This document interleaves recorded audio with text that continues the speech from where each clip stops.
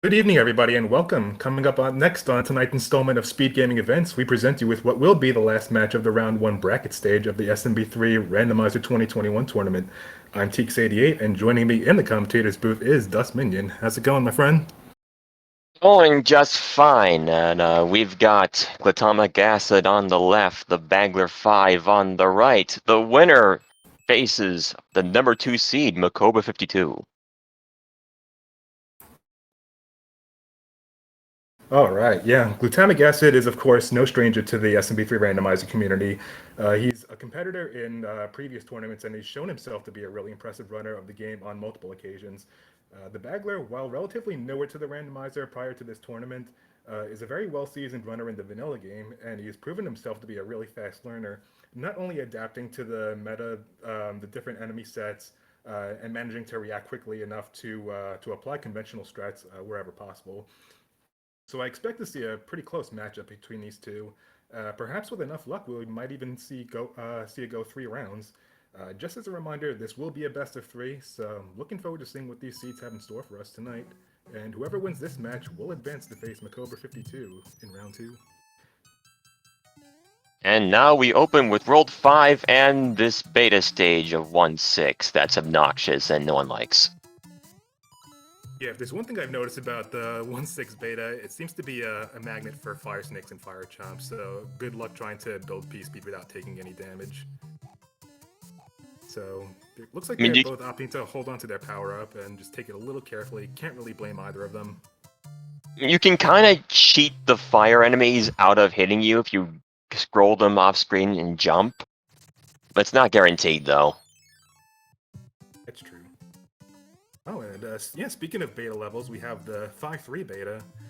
Not really too remarkable. I do prefer the vanilla version myself.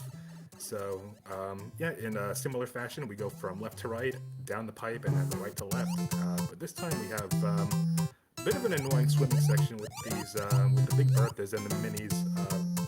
Really not being friendly to our runners here. But nonetheless, looks like that was the first one to get out. Glutamic acid not too far behind. And they both get out there unscathed. Real nice.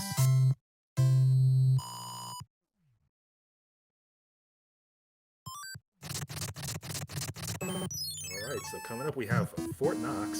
So we didn't really have any opportunity to see either of the runners get some secondary power-ups. So they're going to have to take the more scenic route through this fortress to grab the Suzuki suit.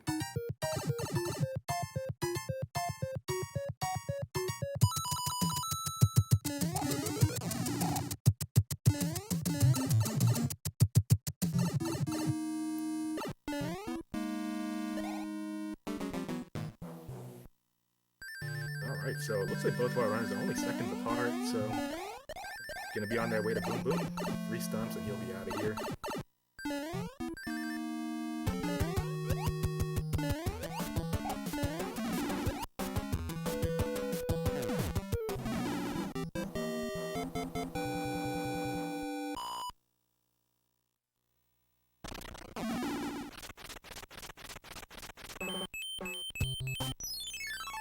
Alright, so we only see one orange fort so far, and we see a lock on the ground, so we don't know if there's going to be any locks required to break once we get to the sky, but it looks like they're both going to be required to enter the tower to get to the other part of the map.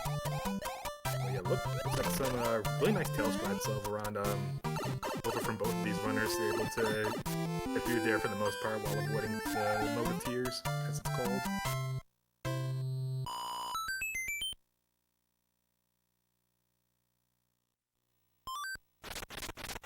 An even match so far.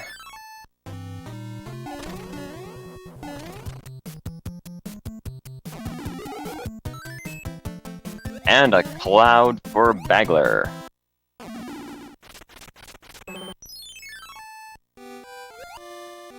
Alright, so it looks like both of our runners are in 4-4 right now. So it looks like Bagler was able to get up on that upper portion. Wasn't able to get P-Speed, not really the easiest thing to do while you have the tail. But nonetheless, little bits of fluttering they're able to do will able to get you through that water a little quicker.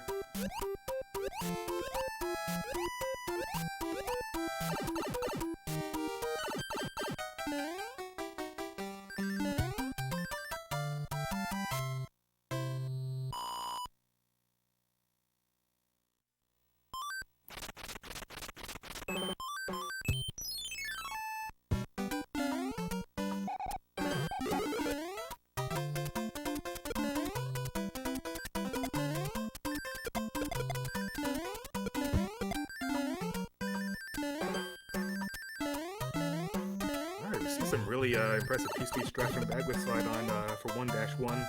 Fortunately, getting a little bit sniped by that stray cheap there. Atomic Acid doing a really good job maintaining his Tanuki suit. And further troubled, both of them are going to get a clap from this Hammer Bro fight. Yep. But we don't know what this one has. A hammer. Oh. Yeah, it's still pretty early on in the seed, so we'll see if they're able to make any use of the hammers to break any rocks, whether it's in World 3, 2, or 6. But now we climb the tower.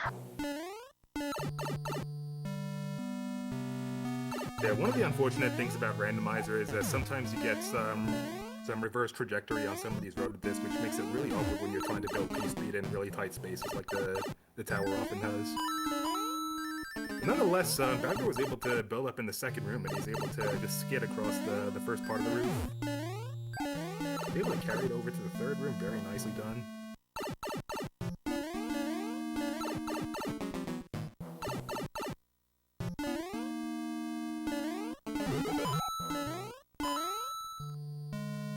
Atomic Acid still making an effort to maintain his tail with the Tanuki suit, and he's able to escape by there pretty much unscathed. And they both get to the World 5 airship at relatively the same time. But Bagler's going to be able to cover a little bit more time because he's able to build some really nice P-speed. So he'll be the first heroic. And oh. Yeah, he had the right hitter to get a fire kill, but turned out to be a one-hitter nonetheless. Fancy that. So that's World 1 done at 6 minutes flat.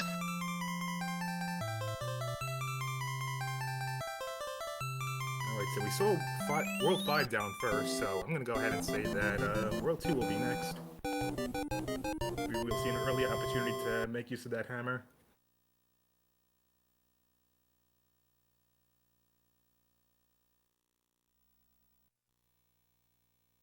Ewing from Peach.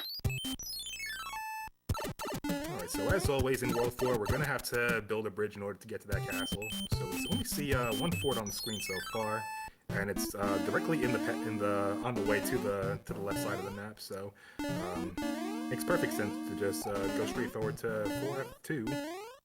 So this is I guess this would be considered a French vanilla. I guess. But 4F2, that's reason to suspect that 4F1 is also here. Yeah, that's interesting about the randomizer algorithm. Sometimes certain forts get paired together, whether it's 7F1 and 2 or 4F1 and 2. Oh, and how about that? Just like that. But yeah, it looks like 4F2 didn't break the lock, so both of them are made the executive decision just to push forward. Got caught up by that thwomp there. But a star for their efforts means orb for both of them.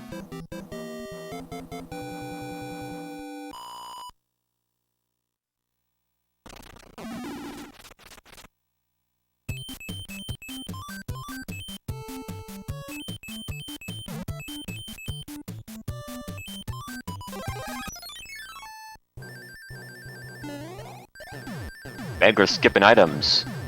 And Glutamate got sniped by the lone hammer. Yeah, he's gonna lose a couple extra seconds just because he had to backtrack all the way to the far right end of that map. So, might be advisable to take a little bit more careful, just make sure he gets through there with no problem. Looks like, oh, and Bagler got the off-screen long grab, it looks like, with the leaf. So, And that was one-hit Iggy.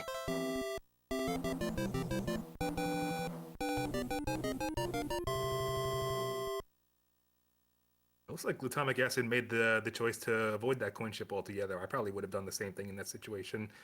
Coin ships, you don't really have to worry about auto-scrollers all that much, but you still have to take a couple extra seconds just to get to that Boomerang Bro fight anyway. Okay, we're now in pipes, so this is an opportunity for Glutamic to catch up. If they path it right. One thing you hate to see in World 7 is a bridge just right in front of the castle, so Hopefully, none of our racers will have to backtrack too far through a lot of this plethora of pipes, and maybe they'll find the fort they need right away. So, a lot of different routing options that are ahead of them right now. To answer a question in chat about the Hammer Brother fights being different. The placements for like the placements on the map, they correspond to a different arena for each specific Hammer Brother fight.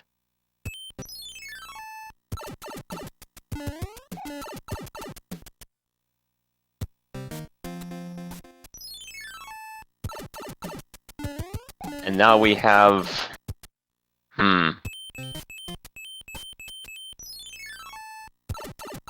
That's an unfortunate place to put a fortress, but they're gonna have to do it. Yeah, and with a tail no less. I mean, it's definitely possible to clip while you have the raccoon tail, but it's definitely a little bit awkward when you're trying to enter the corner pixel of that wall, especially since your acceleration is a little bit different compared to if you're a regular Big Mario.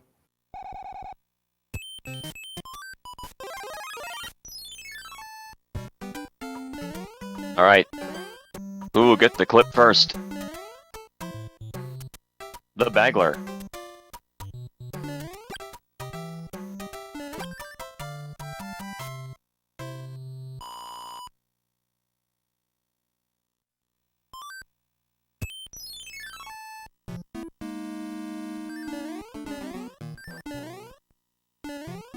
F1 is next. Oh.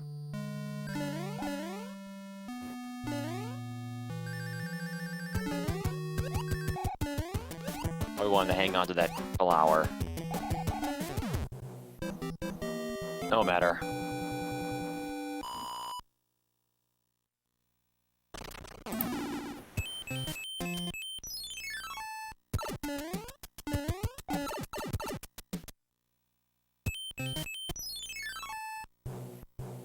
That's all she wrote for pipes. So Bagler's the first onto the airship, and it is the World 7 airship, so we have yet another Fred.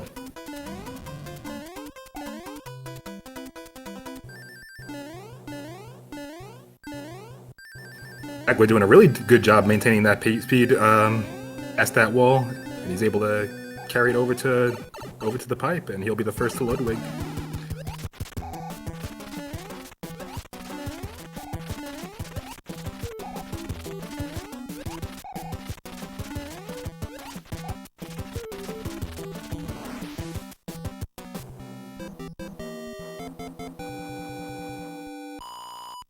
Ooh, that was a pretty interesting clip from the glutamic acid side. It's a pretty common one to get to, especially when you're trying to do P-speed strats on that ship.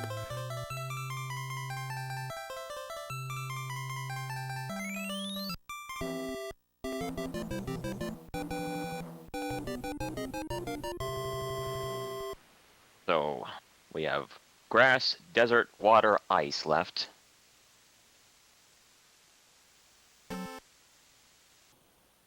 Alright, grass it is.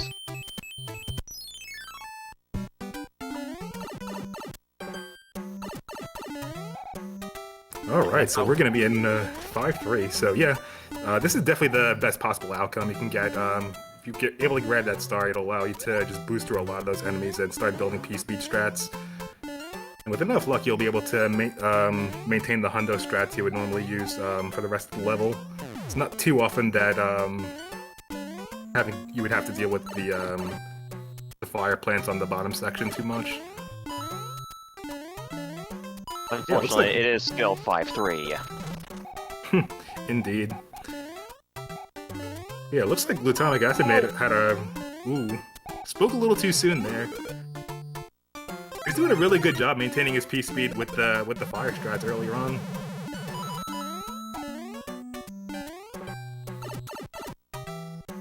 Yeah, looks like the next best option is going to be to, grab that star, damage boost out of that frog suit, and start speeding up right away. If he's able to maintain that P-speed through the rest of the level, that'll allow him a good opportunity to do some catching up. I know Bagler took some damage in that to be a little more cautious towards the end. That boss best will stay up there and not come down.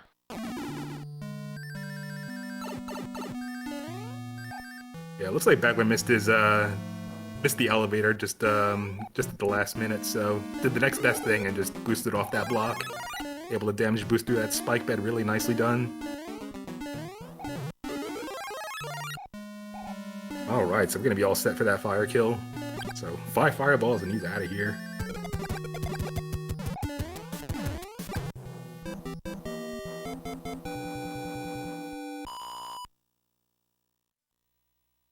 Now, logically, you would have to go to this fortress first in the off chance that it breaks the lock, which it does.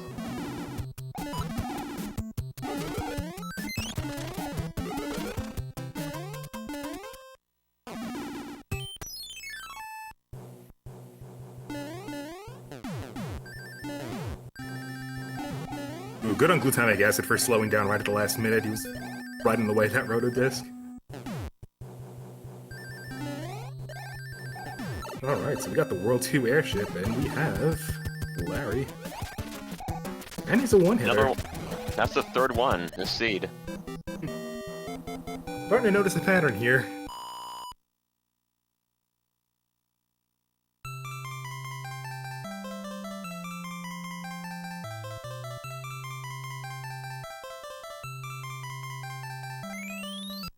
Alright, so we did just see the World 2 airship, so I'll go ahead and guess that World 2 will be next. Alright. They're both hanging on to 2 hammers, I believe, so, and they have... The 3 remaining worlds have a chance for optimal hammer usage.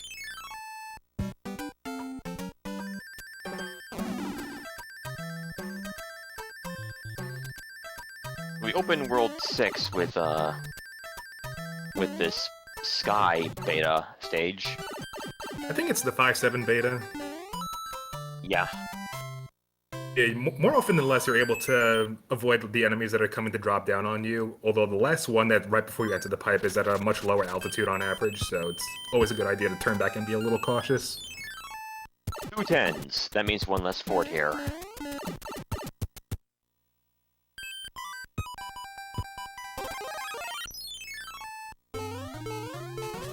Alright, so it looks like Bagler's gonna whip that frog suit, aka a mushroom in disguise.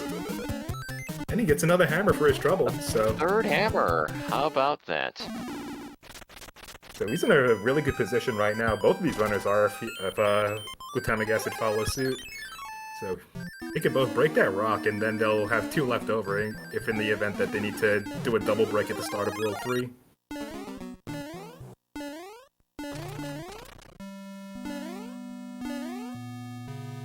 Okay, we see some path convergence here. The battleship on Glutamic's end, and I don't think we have a nickname for 8F1. No, not as far as I know.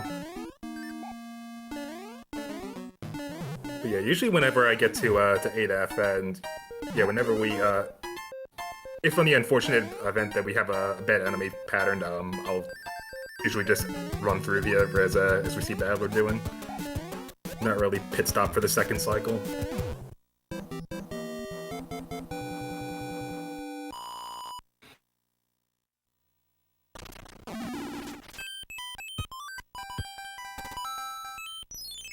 The anchor's a P-Wing! And, this isn't a bad place to have one.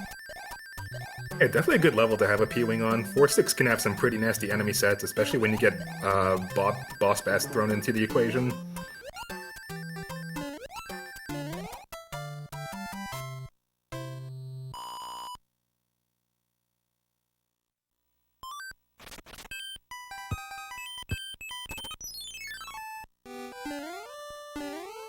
Alright, so we have the 7-6 beta, so there's going to be no enemies to watch out for in this level, so it's just a matter of mashing hard and making sure you get up those waterfalls as quickly as you can.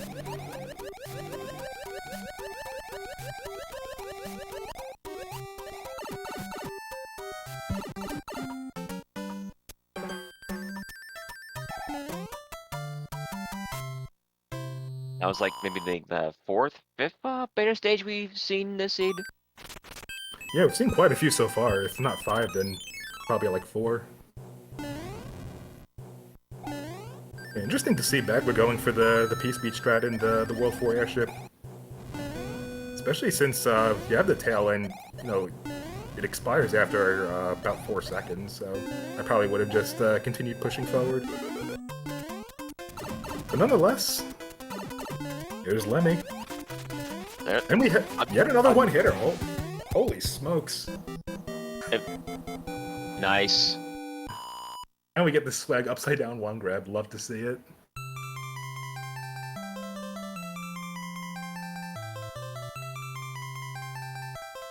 Swagler's out in full effect.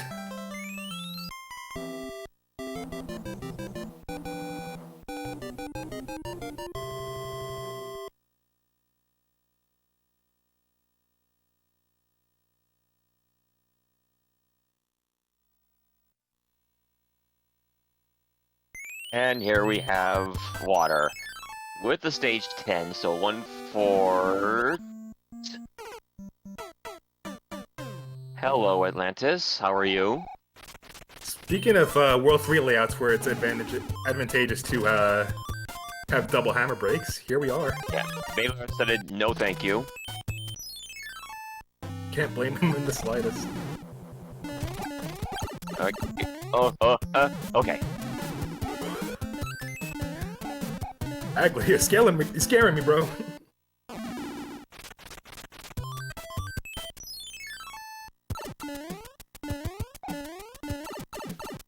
So, we did, the auto-scrollers are, disabled for the most part for every stage, except that one and 5-9. And Atlantis in particular, it stretches, it's almost like 2 or 3 levels in one. That's how long it takes.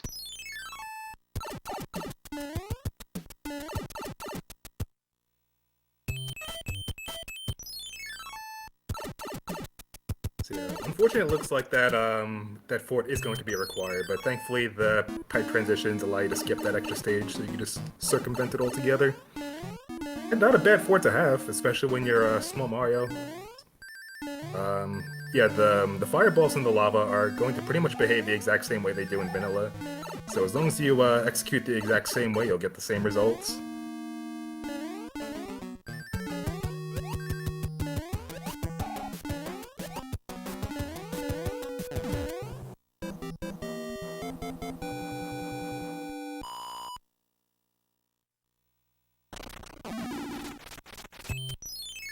Atomic is choosing to play Atlantis.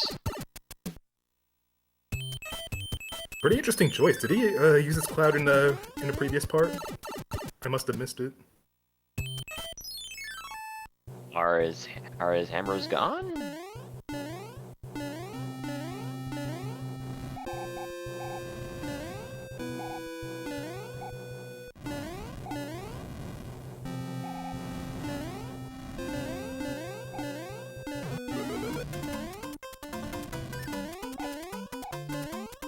Yeah, I mean, if he either missed the cloud or used it in another part of the seed, then that's a pretty tough break to catch. Nonetheless, you see, Bagler catching a pretty tough break from Wendy there.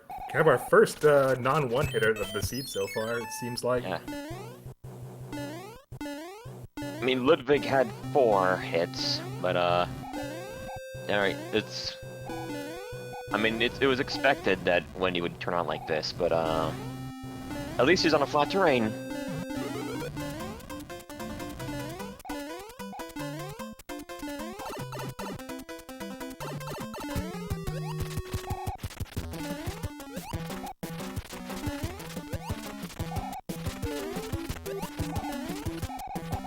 Okay, 4-hitter.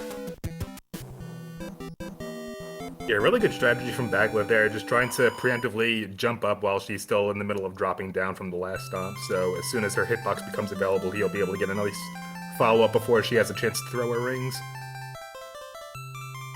Anchor was a P-Wing. Chat.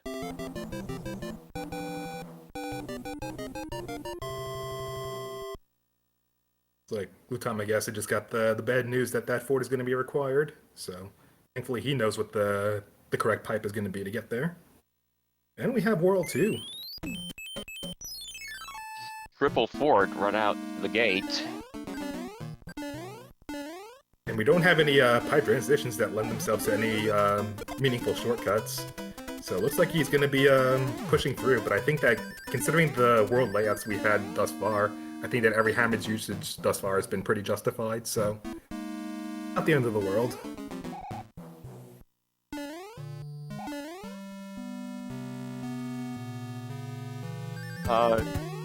You could, but stars don't hurt the Koopalings, but they do make you invulnerable to their projectiles.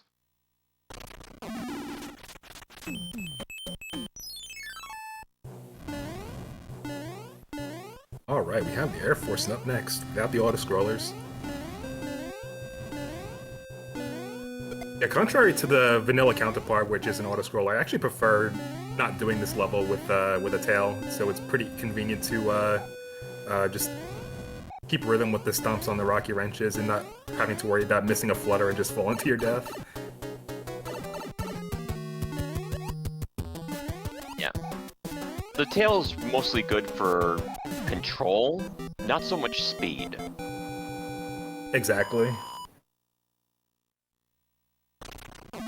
We see from Glutamic Acid side, he's having a bit of a tough break with the with Wendy as well.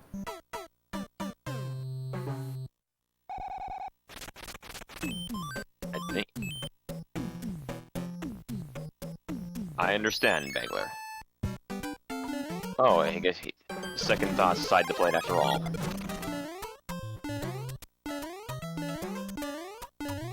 Well, 7566 are still at large.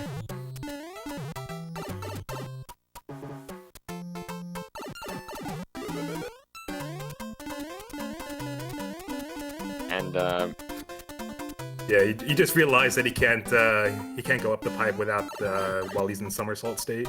I probably would have used that opportunity to see if I can get a mini clip out at the bottom. Every once in a while, you'll get a good subpixel that'll allow you to get through and save a bit of time over just wrapping around. that sun's not going to be active until he gets to the part where he has to go down to the pipe that takes you to the end. So he does have to watch out because he could be in the middle of a swoop like there. Yeah, in situations like that, it's probably ideal to do some pipe to pipe.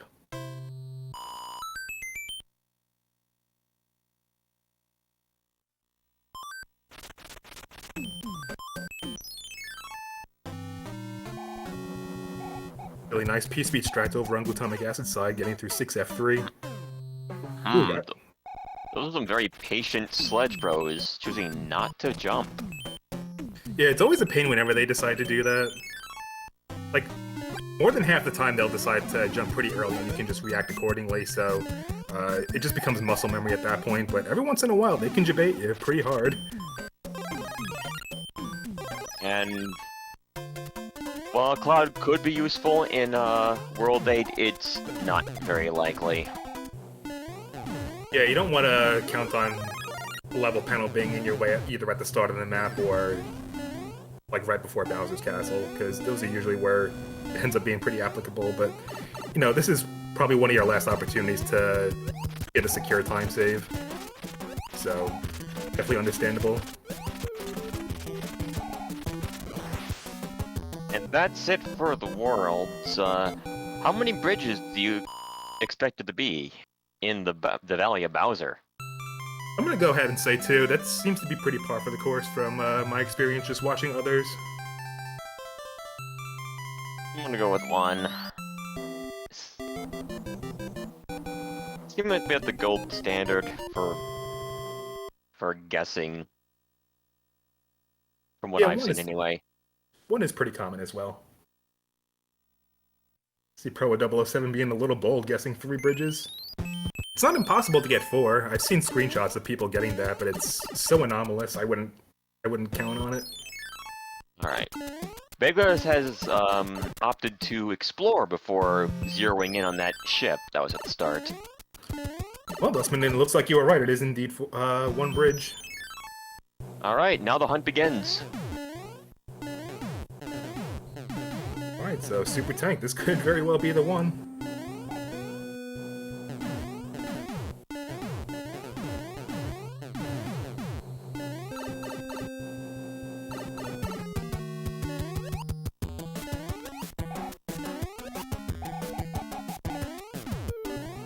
Now, World 8 is another great equalizer. It's possible that Glutamic would take a completely separate path from Bagler and come out on top.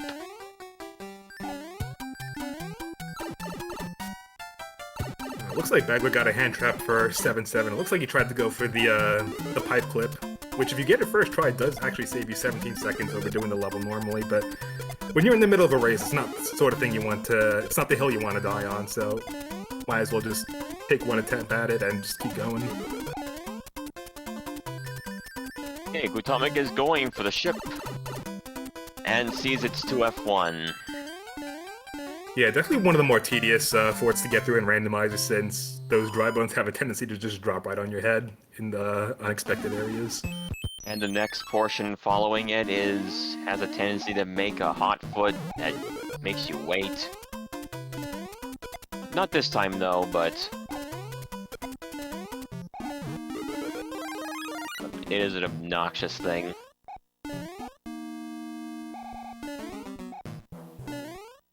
So yeah, I'm really interested to see if that Navy right at the start ends up paying off, because I know Bagler ended up skipping it and Glutamic Acid played it right away, so I'll be so impressed if this ends up being what turns things around.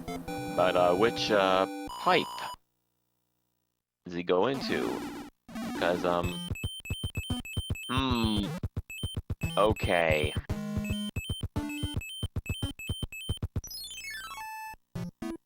Alright, we'll see if that ship was the correct thing.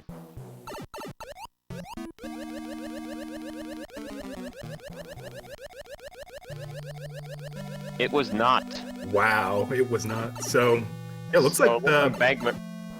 Yeah, Bagler's 3 for 4 right now, so the fort is pretty much his last option, so he's pretty much in the driver's seat at this point, unless Glutamic Acid finds 3F1, 3F2 as well.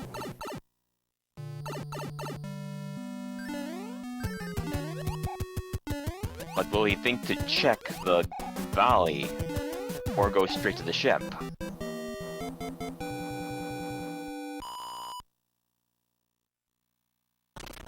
Yeah, I think if I was in Bagler's situation, I would just go straight to the valley and see what's up. Yep, saw that the lock there was still active, which means... Alright. Alright, and just like that...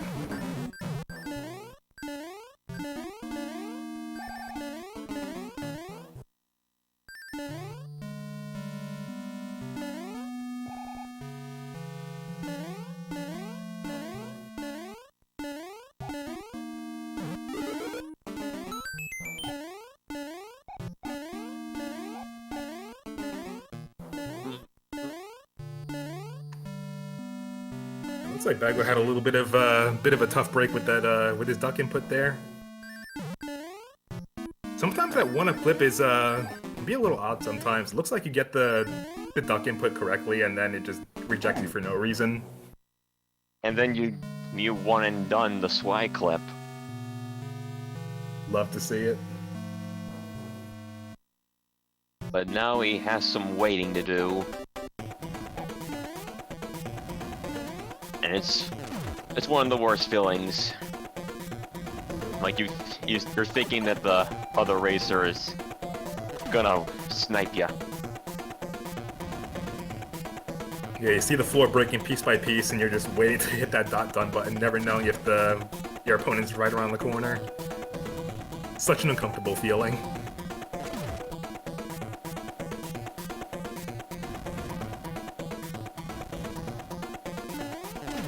And there you have it. Give your GG's out for the Bagler 5. Very nicely done. Very close race between the both of them as well. Really enjoyed watching this. Indeed.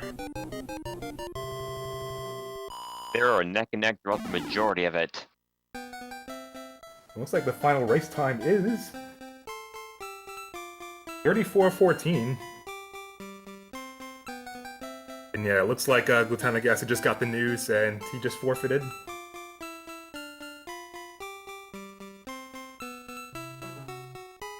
Yeah, with that'll be it for round 1 then. Yeah, very nicely done from both of our racers. We'll be getting them both set up for round 2, so don't go anywhere. We'll be right back.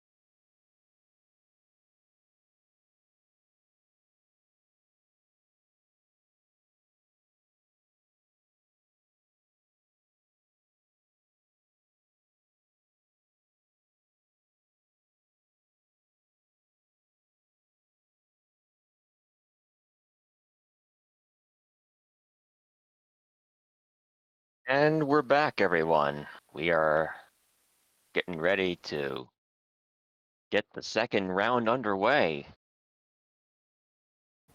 Yeah, for those who are just joining us, we have a match. We have the last round one match in the SMB3 Randomizer Tournament between glutamic acid and the Bagler. So the Bagler just nabbed the victory in race one, and just as I predicted, it ended up being just as close to, as I expected it to be. And it could have been even closer if not for the minor difference in routing that unfortunately happened, where glutamic acid didn't have a cloud for Atlantis, so he ended up losing a little over a minute as a result. But by the time they both finished, they were both in Bowser's Castle. So I could definitely see a situation where glutamic acid can bring it back for a score of 1-1 and potentially see a round three. Indeed, what said it was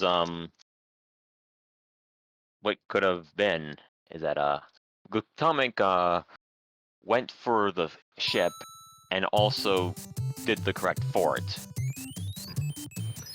Yeah, much of their execution overall has been pretty similar throughout the last seed, even taking deaths in pretty similar situations. So, again, best of luck to both these racers, and we're going to be starting off with World 4, level 1-4.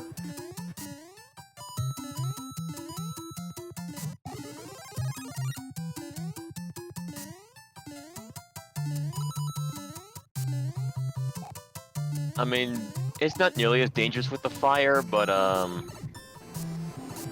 fire is still an issue in regards to the placement of it. Yeah, much as we saw in with the 1/6 beta last seed, 1-4 is also pretty common occurrence for the fire snakes and the fire chomps. So definitely better to see the fire snakes toward the end, so that way when you're jumping towards the pipe, it doesn't just smack you right in the face. So it looks like they both tried to go for the standard vanilla strat, just boosting off Lackitude to build P speed, but looks like they both kind of missed the boat towards the end. With that, we're taking a little bit of damage. So looks like glutamic acid is doing a pretty good job getting through there unscathed. Ooh, and I spoke too soon. Commentator's curse. Indeed.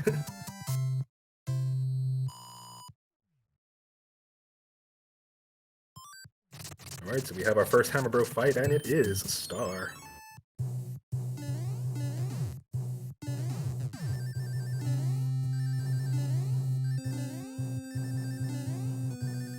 So they're both pretty familiar with the P-Speed strats you would normally do in the Navy without the auto-scroller enabled. And looks like glutamic acid is the first one to get the Boom Boom. 3 stumps, and he's out of here.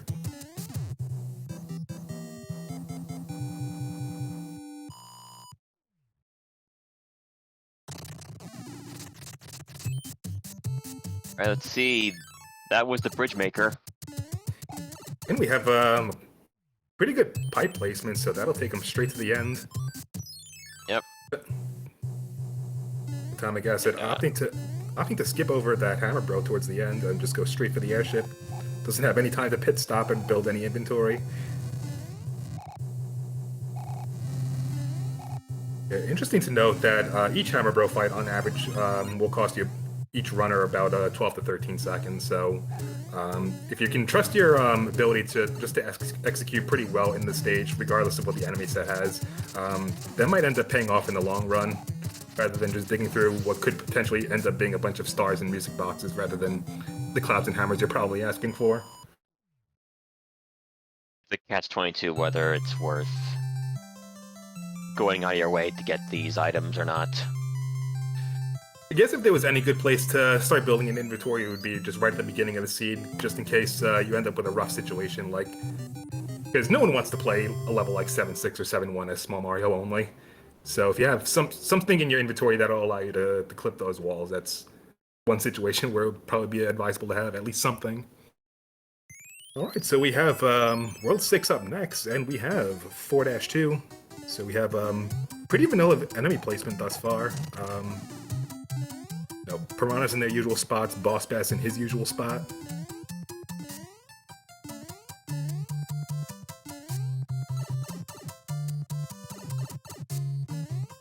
Alright, and glutamic acid is the first one out. Bagler only a couple seconds behind, still a very close race.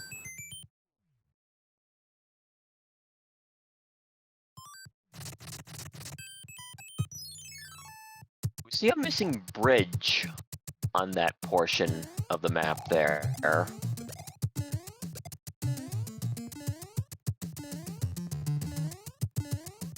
So that's info. That's at least 2 forts in this stage. This map.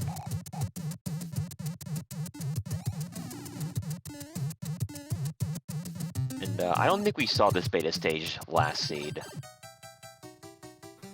No, we didn't.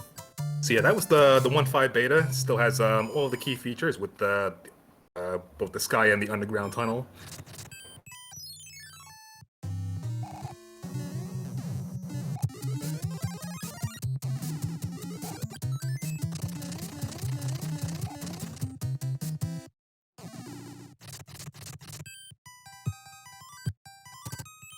Okay, and here's 2 forts. Edgar's So we have the Air Force. Bagler's testing out some pipes. See, that one's worthless.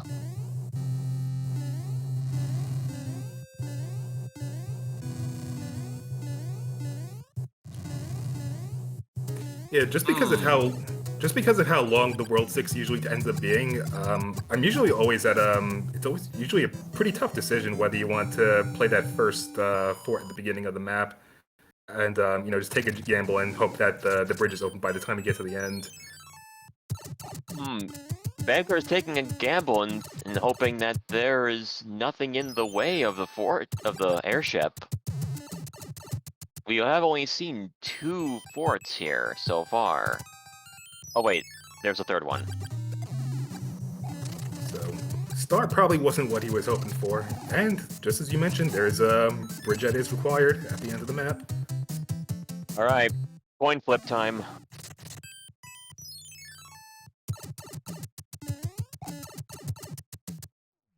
I'm gonna guess that 7F1 is not only not the fort, but 7F2 is on the other side, and that is going to be required. It's kind of the same psychic link that 4F1, 4F2 have.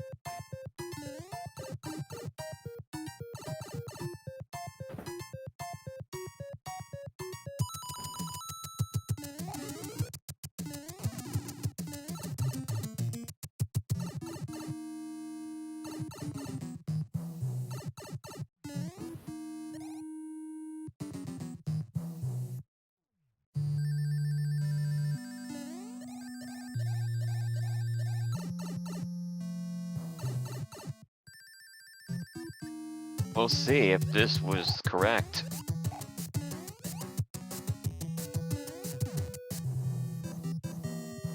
Nope.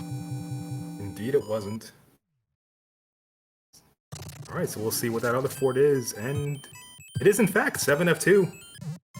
Watch this be the one that opens the bridge. I think it's gonna be.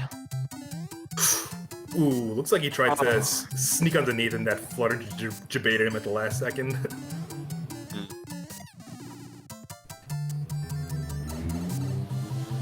I think this is going to be the required fort because I believe I saw one of the racers do the 3rd fort, and it accomplished nothing. Yeah, Glutamic Acid, I believe, played the Air Force not too long ago. Yeah, so they have to do this.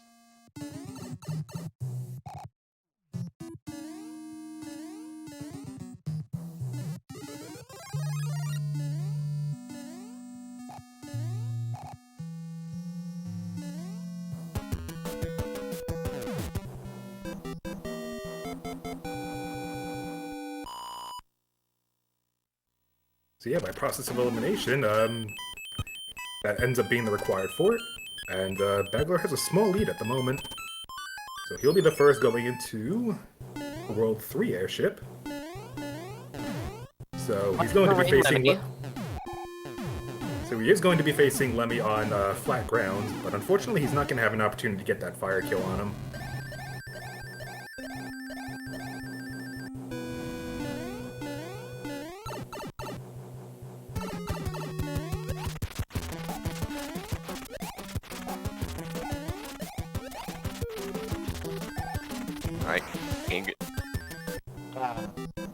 Not fast enough. Yeah, Bagler tried to build up some P-speed so we could fly to get that off-screen long grab. Little late to the chase, though.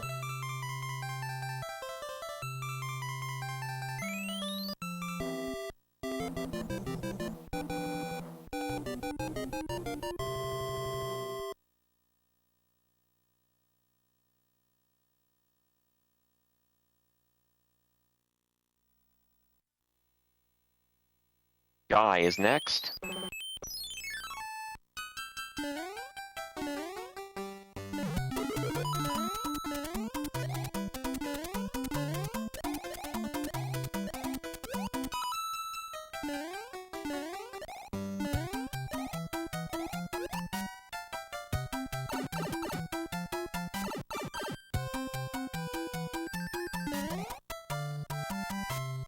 It looks like Bagler got a pretty good enemy set for 2-2, not having to worry about the bloopers of the Big Berthas in the mode of tiers.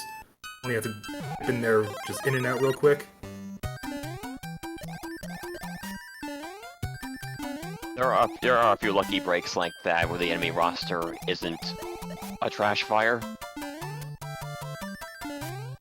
It looks like he's just burning up inside, just trying to get rid of that tail, because seems to be really slowing him down because of the way the mechanics work. He doesn't have any other opportunities where that tail can really come in much handy for the rest of the seed.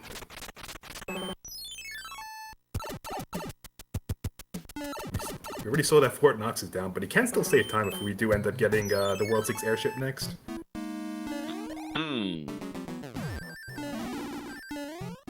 Definitely a good call in that case. Good place to do some damage boosting strats. Yeah. It's an interesting choice to go for the fort because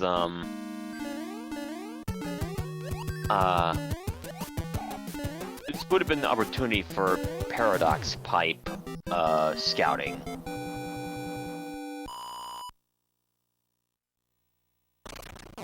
What I mean is you can lose a life in the Paradox Pipe, and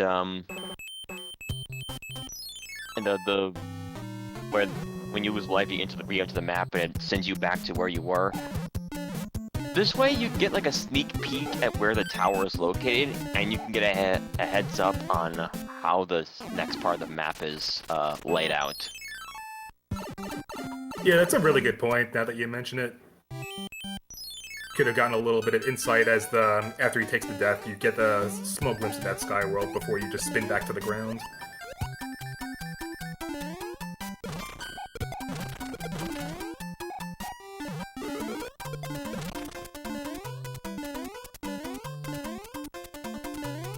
Alright, so we have glutamic acid hot on his tail, entering 610 as well. Yeah, glutamic covered a lot of ground.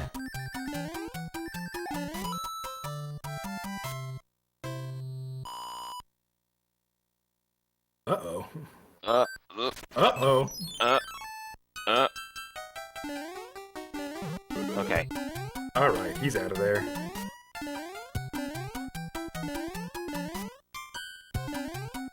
So yeah, now that Boss Bass has been killed quite a few times, definitely a good place to have that star.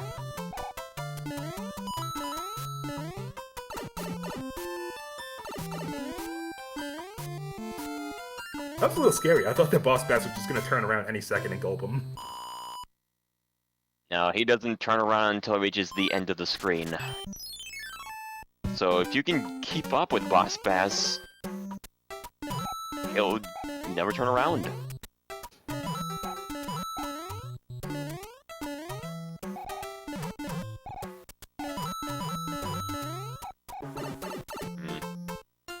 And now the main problem with this beta stage. There are 0 power-ups here.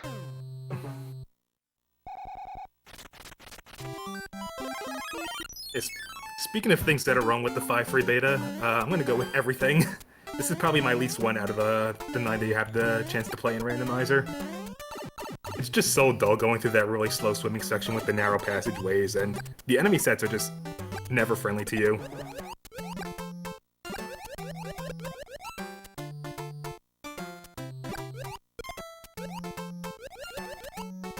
Really good use of that hammer strats there to get past those big Berthas. Yeah, at that point it's like, get me out of here. I mean, you have a spare, why not? Exactly.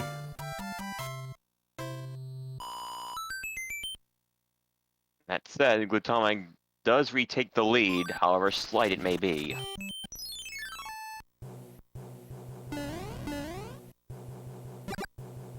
If Bagler was able to maintain some P-speed strats in this World 7 airship, could be able to do a little bit of catching up. Kind of an interesting choice for him to go for the fireballs. I guess it kind of makes sense since you would be able to save some time on some of the enemies in... Ooh! Oh. I'm just gonna go ahead and chalk that up to a drop input there. Yeah. I mean, Glutama also got hitboxed, but, thankfully only a 2-hitter.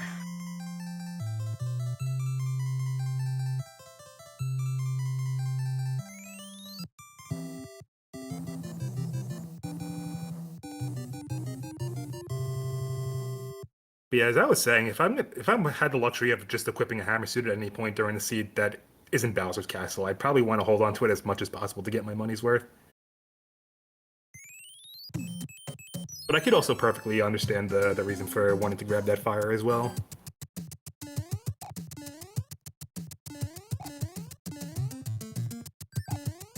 Alright, this is another case of, fail safes for the randomizer.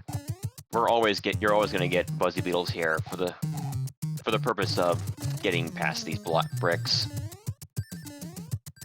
Making some really good use of those P-speed strats in order to navigate past those walls. And he's out of here.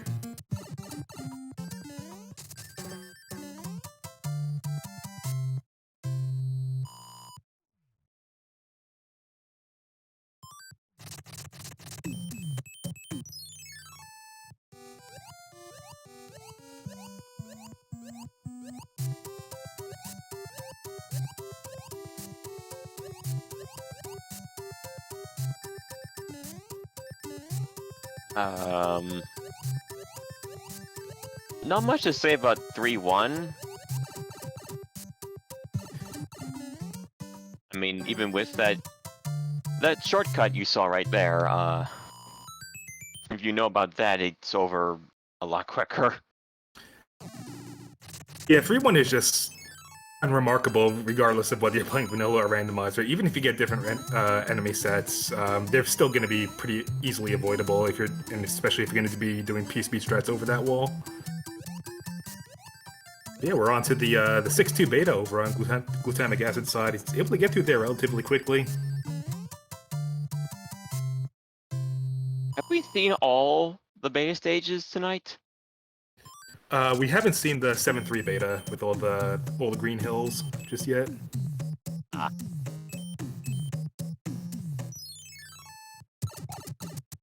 Okay, so some choices need to be made.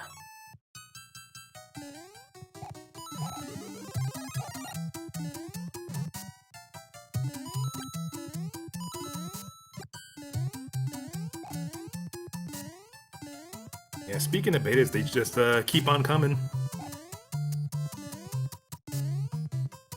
Interesting how if you jump off screen, those enemies can't seem to reach you.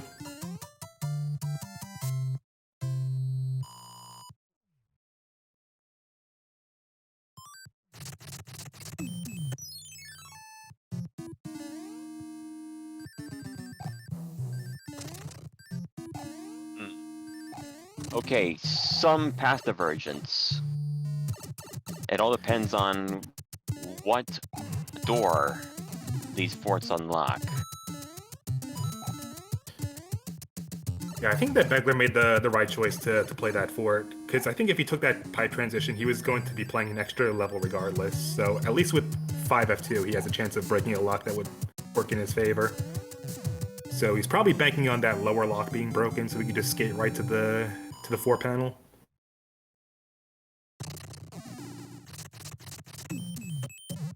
But alas, that doesn't really seem to be the case here, so he's going to be playing 1/6 beta regardless. Meanwhile, we see glutamic acid in hand too, so it'll be interesting to see what item he can get from here.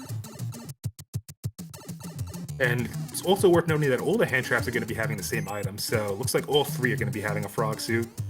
Yeah. So definitely one of the lower priority items that you want to have in your inventory, but it's good to have if you're pretty low on everything else and you need some excuse to be Big Mario. At its worst, it's an extra hit. Exactly. Frog suit is essentially a meat shield.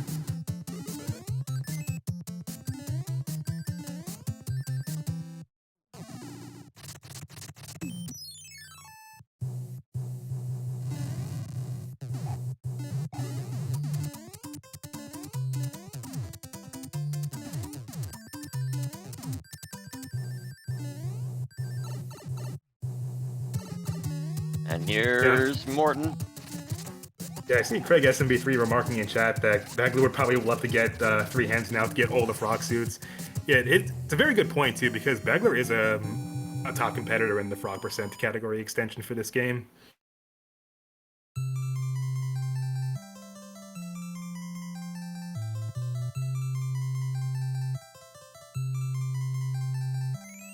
Grass, water, and pipes are still at large.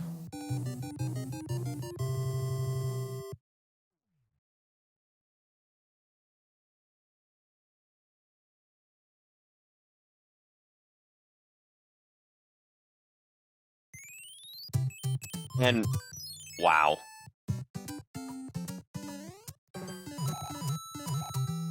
Wow again. Oh boy.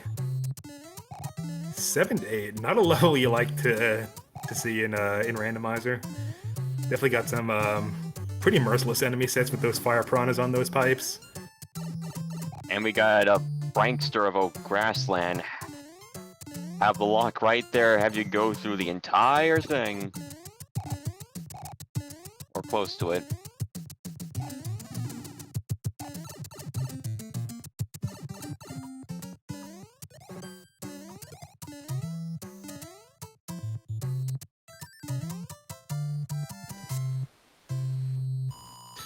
Yeah, in an ideal world, you would like to be able to do P-speed strats from beginning to end as you make your way through 7-8. But considering the enemy sets and the power-ups don't always lend themselves to being able to just skate past there no problem, can't really blame anyone for going to that pipe and then just grabbing whatever's in that big question block.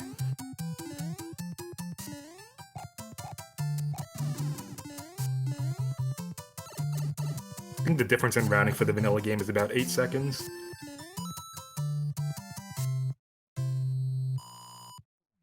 5-8 is an anomaly to me. I can't exactly seem to get the strat down for speeding through it.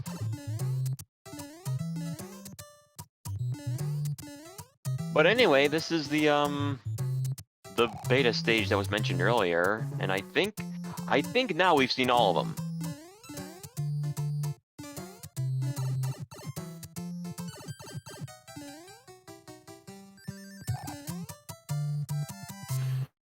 Yeah, over on Bagler's side, we saw that he went into 5-8 with the tail, so he wasn't able to build any P-speed for those for that fast platform. So he did pretty much the next best thing and just managed his speed while just getting to flutter across where the enemy sets were, and he gets through there pretty good. Oh, get debated by that Goomba shoe on glutamic acid side. Pretty nasty 1-5 set.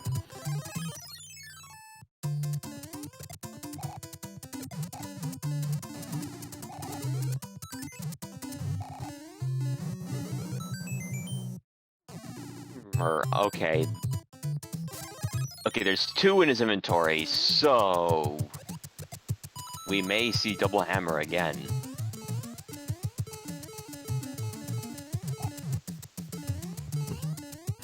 It's always heartbreaking to see that to get a level where you get the rogue chain chomp, just because it travels so much slower than you, even when you don't have P speed. Just constantly in your way.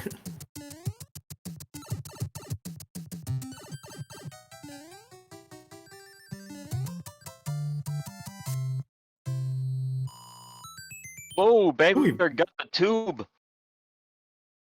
Very nice. Got the MFP tunnel. You love to see that.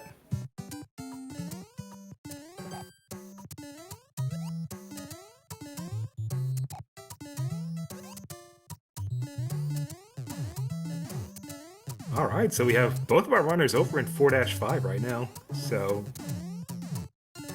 Bagler has the Fire Flower. He's in the driver's seat to just do the standard hundo strats and just snipe out everything in sight. Looks like he's able to catch up by quite a few seconds. Like, maybe 5 seconds behind? Yeah, probably not even. Oh wait, Bagler still has to do fight Bro.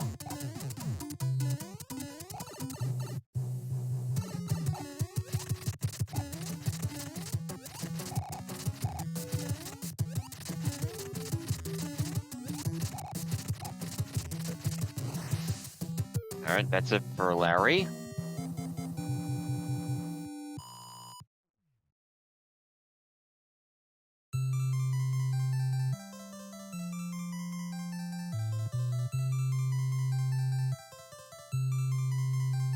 Water and pipes, that's all that's left.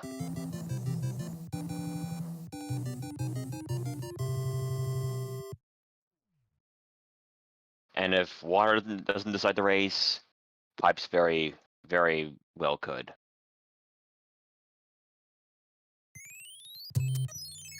Alright.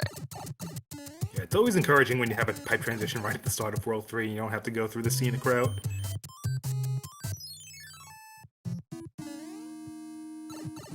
Unfortunately, it looks like those hammers are dead.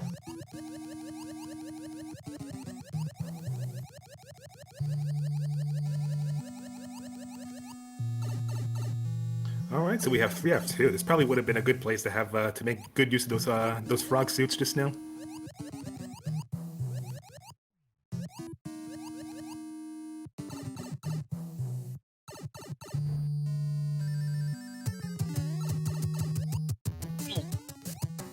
Ooh, just got really close. It is actually possible to make that stomp in that really tight space, but it's a little risky.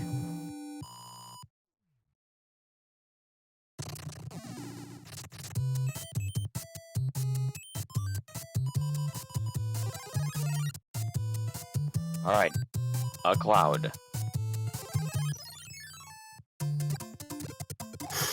Ooh. Oh!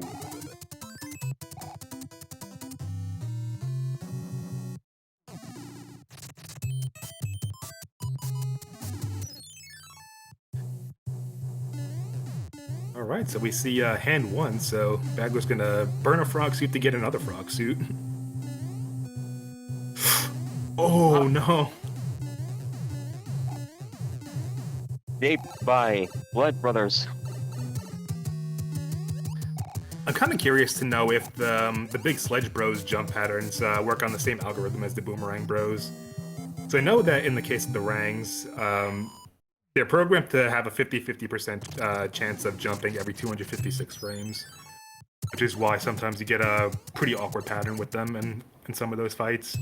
So I wouldn't be surprised if Chungus Bros kind of operated on the same thing.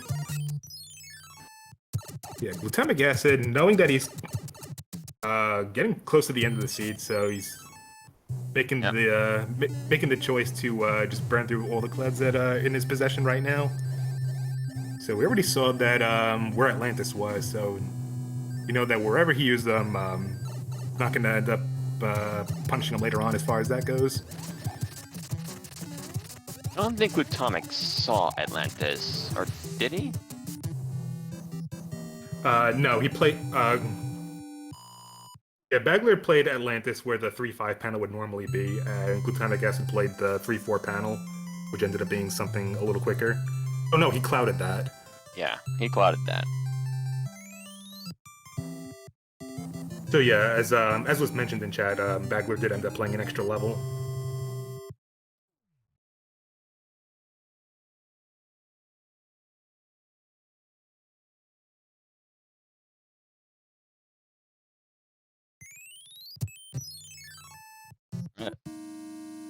We open with 3 F1.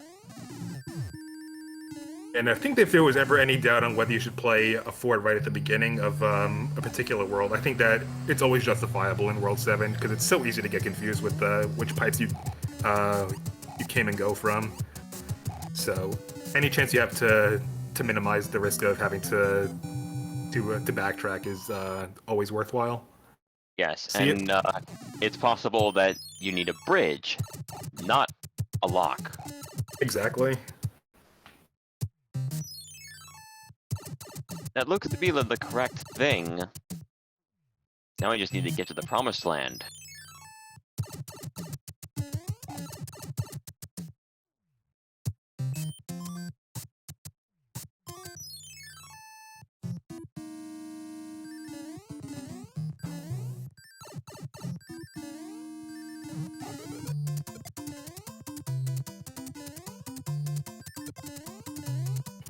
See, over on glutamic acid side, not a tough decision to make. Either take the pipe transition that requires you to play 2 panels, or the one that just allows you to play 1 fort, and further solidify your chances of having a clear path towards the end, and have a lot more pipe transitions available to you.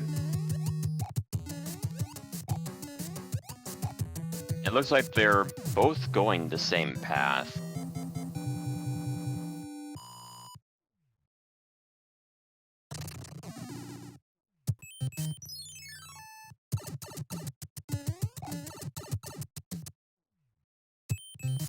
And Atomic is there. Coast is clear, got that music box handy, and we're out of here.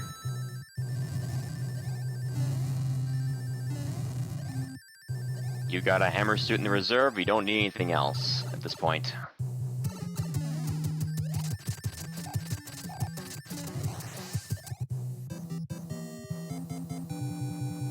And the screen wrap. Looks like it looks like he's all set up for it. As long as you see only the bottom 2 pixels of Mario's face, you should be set to do it. And he did.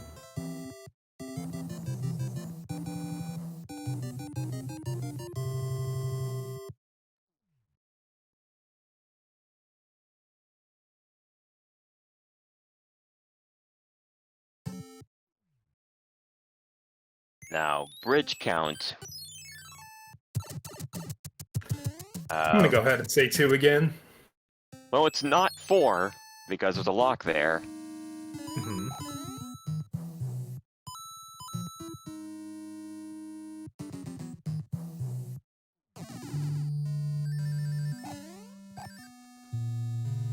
Yeah, it looks like glutamic acid waited a little bit long before doing that damage boost on the spikes. It looks like he wanted to hold on to Big Mario. It'll set him up pretty nicely to get that secondary power up before entering Boom Boom. Just what he probably wanted to see, a nice Fire Flower. 5 shots and he's out of here.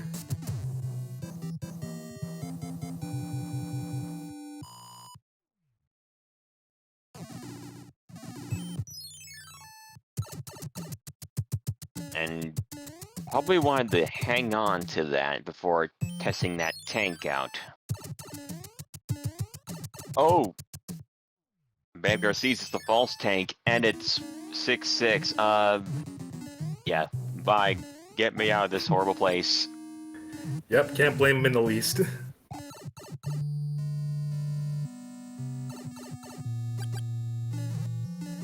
Still, that's knowledge that Glutamic does not have.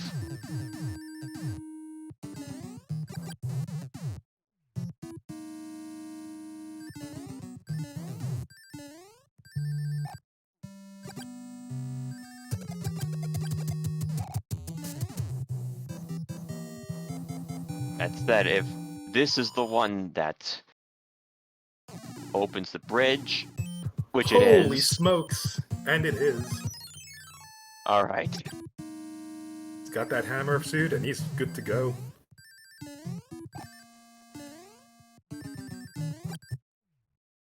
Alright, so I think this is glutamic acid's match to lose. So he's pretty much in the driver's seat for this match. It depends on if he's able to hang onto that suit. And he will have to hurry because Bagler's in the correct fort and will be on his tail very soon.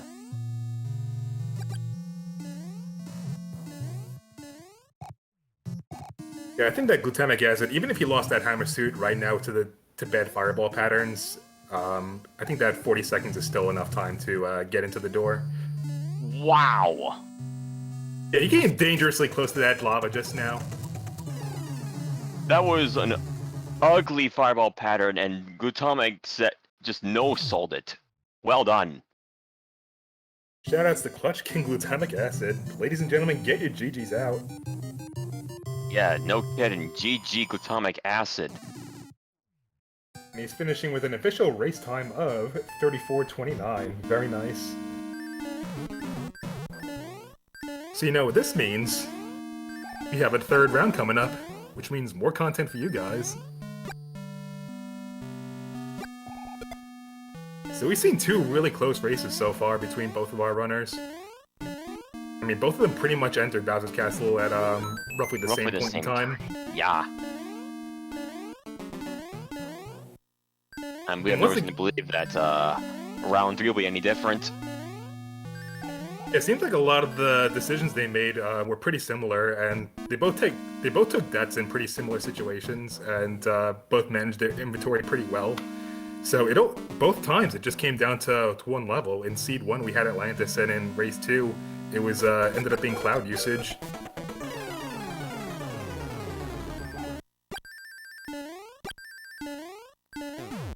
AG's up for Bagler as well.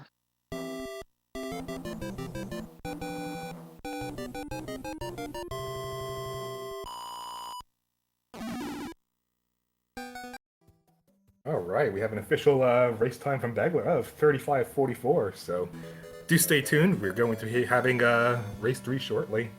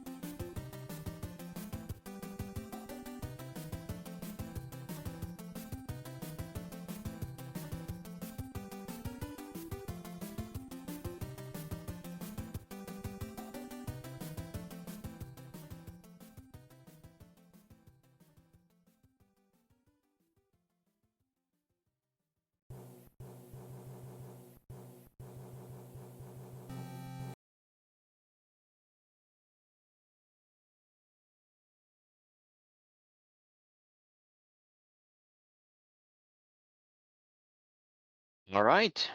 We have returned for round 3.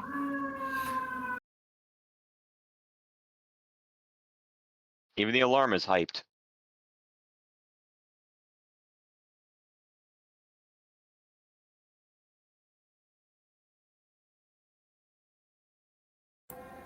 Yep, sorry about that, everyone. Just the moment I unmute my mic, siren ends up passing me by.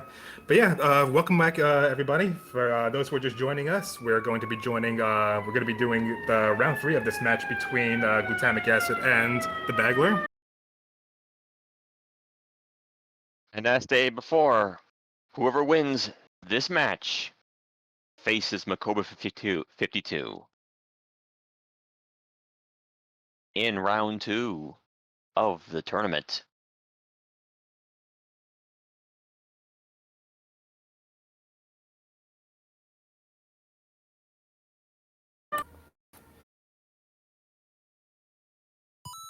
And So we yeah, open with pipes.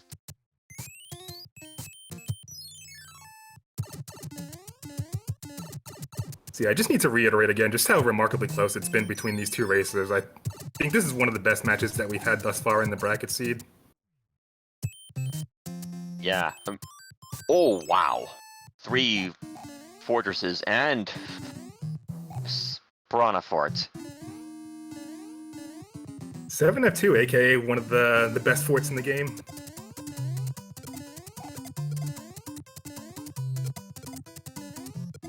And I see they're both opting to do it because, here's the thing. This fort has an annoying tendency to be the one fort that you have to do. So, you may as well just get it out of the way now. Yeah, and especially considering that this is just the start of the seed and neither of the runners have any inventory, you can't really blame any of them for wanting to be a little cautious to hold on to regular Big Mario. Yeah, see, it did not break that lock right there. So, that's a good indicator on what it did. For all we know, it could have made a bridge.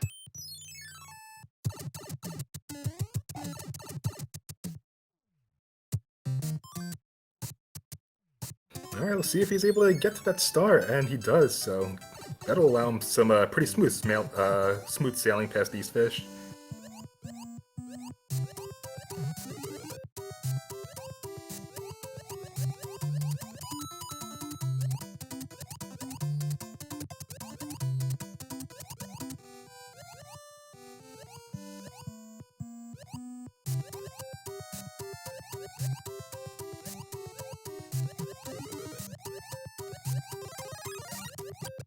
That said, there's not much to say about 7-4 other than its length, and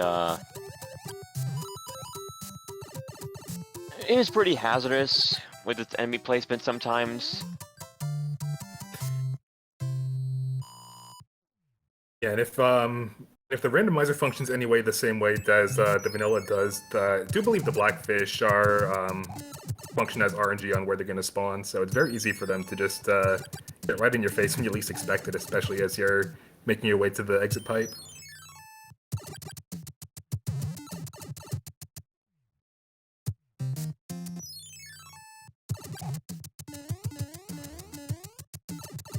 Yeah, it's not the most difficult level to get through in general. I would much rather have that than something like 7.5 or 6.6, but it is tedious nonetheless. Yep. All right, so we have Now both of our some runners. choices need to be made. Both pretty much making the rounds to see where that extra fort is going to be. Wow, I thought that Bagler took damage just now, but he paused buffer just in time. Yep. For those who don't know, those pipe munchers are special in that they are unaffected by pausing. So you could scam them out of damaging you.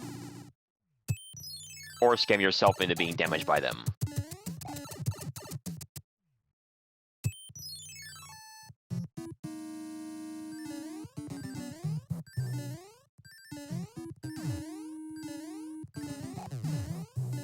So once this fort is done, some choice needs to be made. Are they going to go back to see if that made the lock? Or are they going to soldier on and do the other fort right there and now?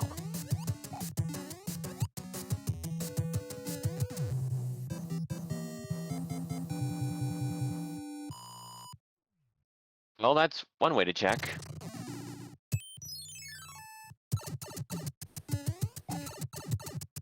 All right, super tank. Definitely a good level to have the fire flower equipped, just to snipe out those rocky wrenches and start building P speed right away.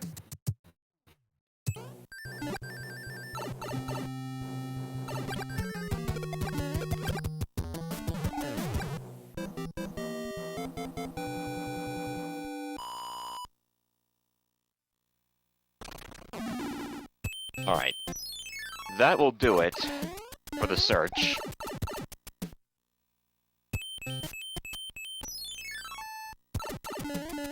And no Fort Knox here. It is elsewhere this time.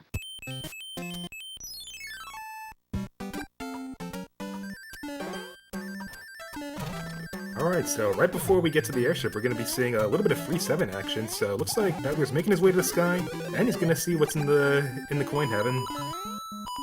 Saw a star on the last seed, so maybe we'll get something a little more substantial next time.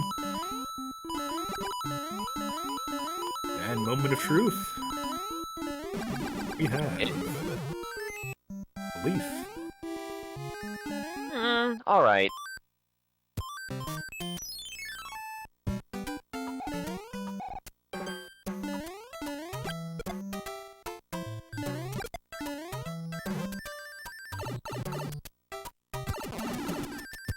What's in here? Alright, I guess. Nothing exciting from the prizes here this time. For now.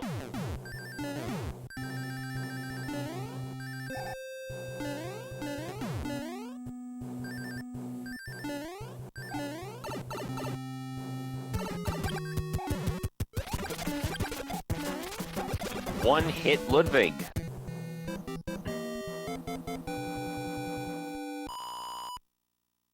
Not something you come by terribly often. I would say that more than most other Koopalings, Ludwig tends to be a little meatier with the damage.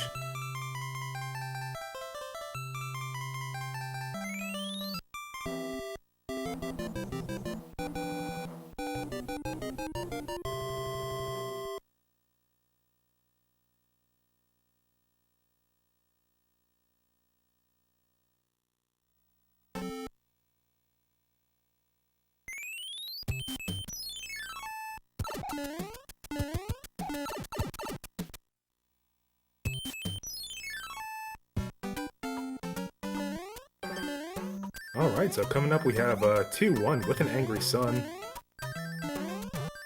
Pretty generous enemy set with the most you have to really worry about on the ground is a bunch of jumping Koopas. He's able to maintain his P speed and he's able to get through the goal pretty much using the strat you would normally do in vanilla, so very nicely done. Yeah. All told, not the worst of the harassing enemies you could get. The worst is the jerk cheap.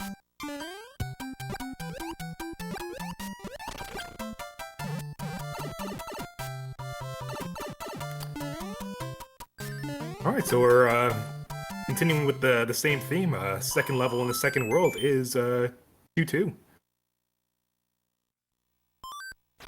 So yeah, this is turns out glutamic acid made a really good choice to hold on to that tail so we can get past the mode a little quicker. Yeah, I'd say this is one of the few levels where a tail is what you want. It is possible to avoid the mode altogether without having a tail equipped, but it also leaves you really dependent on the enemy set towards the end, because sometimes you could stomp a Paragoomba or one of the Koopas that end up falling in the water, and then you could just boost over the blocks towards the end.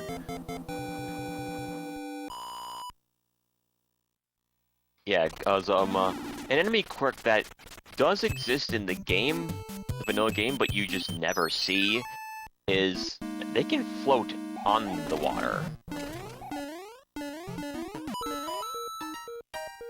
And there's Fort Knox.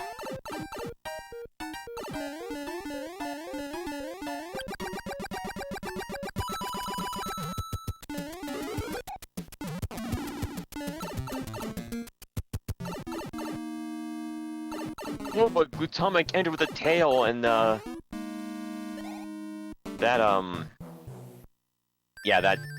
cut into Bagler's lead by quite a bit, and was actually even take the lead. Yeah, that had to have cost him like a nice 7-second time save.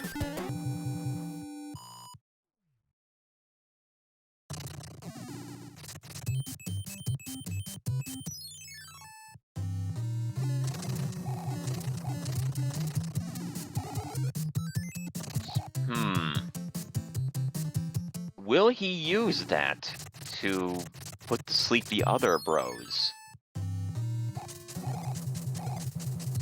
Pretty impressive use of the statue we saw on Bagler's side to get through those fire bros. It looks like he landed on a special tile, so very nice that he'll be able to snipe out these bros moving forward. Alright, so Glutamic Gas is going to be the first to get to the end of World 4, and it is the World 5 airship, so we'll be facing Iggy very shortly.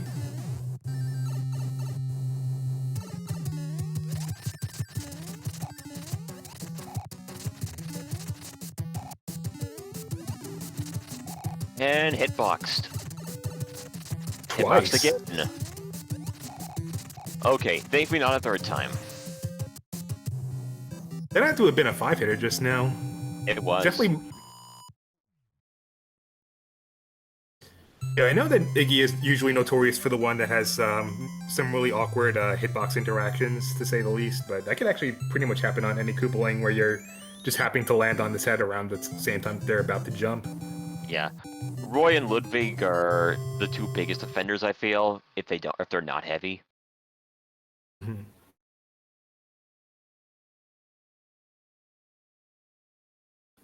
Yeah, we see a pretty similar situation with the Cheap Cheeps in 3-2 with the vanilla game as well. Like, if both of your Y accelerations are too high by the time you guys collide into one another, you could just go through each other's hitbox and take damage as a result.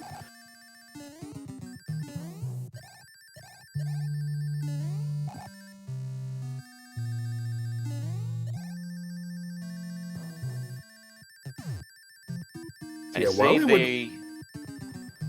it would ordinarily be pretty advantageous to have a P-Wing for 1F just to get an easy access to the item. He's probably making the conscious decision just to fight Boom Boom anyway, so we can have a better shortcut with the lock it's about to break. And, yeah. And with this, we can probably infer that, there's nothing really in the way of the airship, considering that the missing bridge right there, and the lock that is now gone there. Oh, looks like Bagler took an intentional death in 3-5 so we can just equip a P-Wing and yeah, just pretty much skate over all the water, and looks like it's gonna pay off for him, because he's gonna do quite a bit of catching up now. Oh, and squeeze in past that blooper and keep your P-Wing, because why not?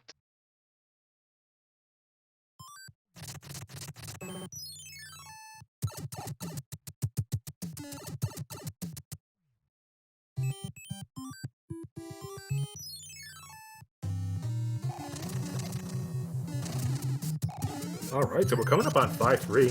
So this is going to be another level where you can make some pretty good use of some P-Speed strats, depending on if the enemy sets are going to be nice to you. Doesn't look like they are, though. Looks like he was trying to build P-Speed up just now, but the Paragoomba tried to get in his way on both occasions. Alright. No boss bass this time.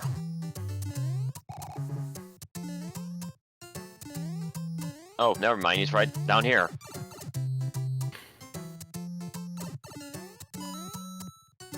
Yeah, I would prefer, if it's possible, just to never kill boss bass. unless you're like right at the end of the level, because I always want to know where he is at all times, so he just doesn't respawn right in front of me.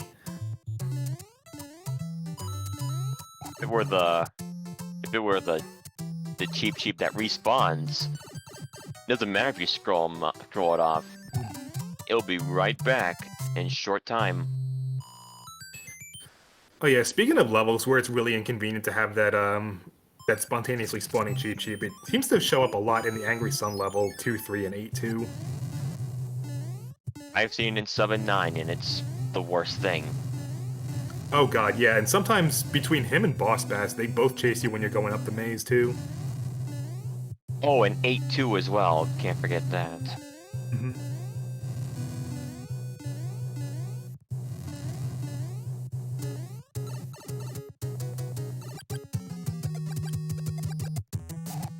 Bagler has retaken the lead, albeit slight again.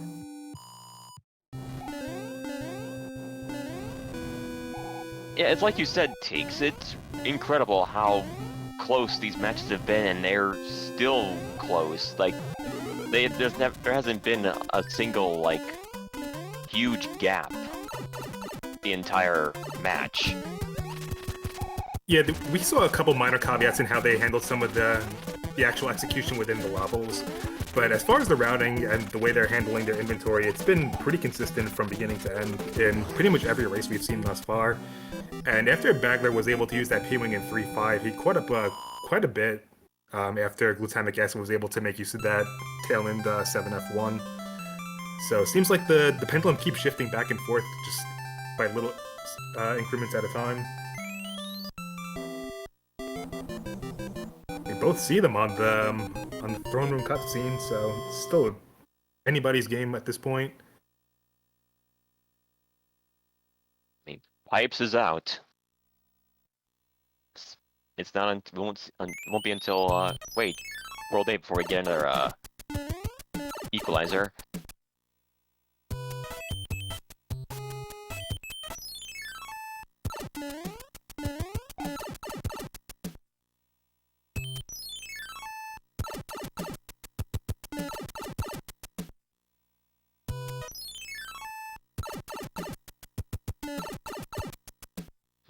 Glutamic went for getting the forts out of the way, and Bagler went for exploration. It looks like he's gonna join Glutamic Acid in 5F1 as well. And as we saw on Glutamic Acid's side, those rotodisc directions are pretty unfriendly, so looks like they both opted to do the double damage boost. Oh, and Bagler just barely slid off that platform.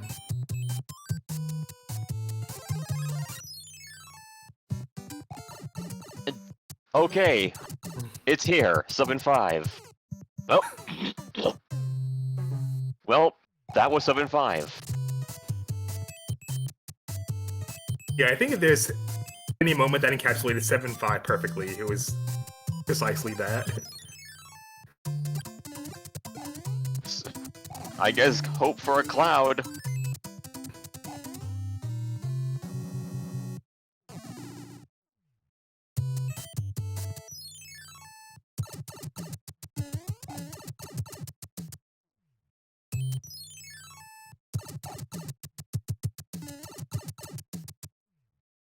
So yeah, it's pretty par for the course to see a P-Wing used in 7.5 for the standard 100% route in the vanilla game, so I think that using the Tanuki suit is probably one of the next best options that you can ask for, so hopefully he's makes it quick before the boss best has a chance to respawn. Oh, nice use of the ice block just now.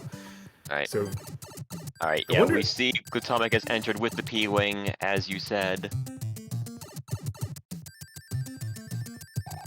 So yeah, at this point, they're both probably going to want to keep Boss Bass on the upper level. That way, once so he's pretty much out of danger right now. So you'll have a nice opportunity just to flutter in order to make it past where you would have to build that bridge to get to the exit pipe. All right. Yeah, Bagler waited around so he'd have maximum P-Wing. Or you could do that. Yeah, I'm so used to building up P-Speed so that you could do the flight at the end, but sometimes I forget you could just flood over it like that, no problem. Alright, Gutama needs to be careful. Okay. And they both make it at roughly the same time.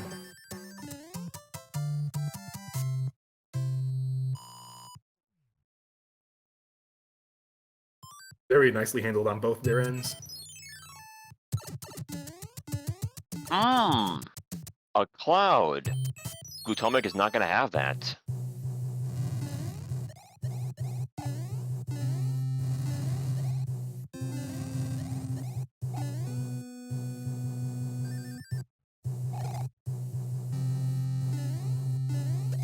Yeah, I mean we're still only halfway into the seat so far, so we still have yet to see the trifecta of pain and time lost. That being 6-6 and Atlantis in 5-9.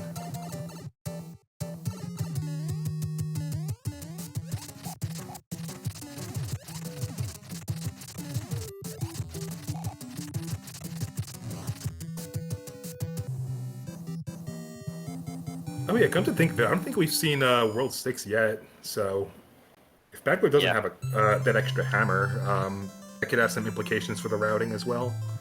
Yeah. Ice is still there. There's also desert and grass. So Glut has hammer. Bagler has cloud.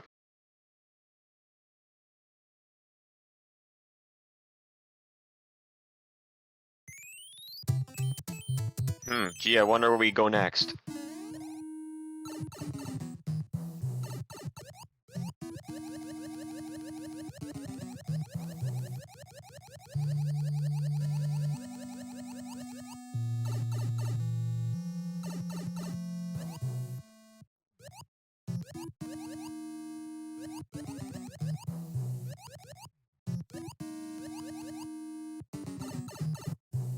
Bagler's gonna have a bit of an edge, even though Glutomic made it there first. Because of that flower.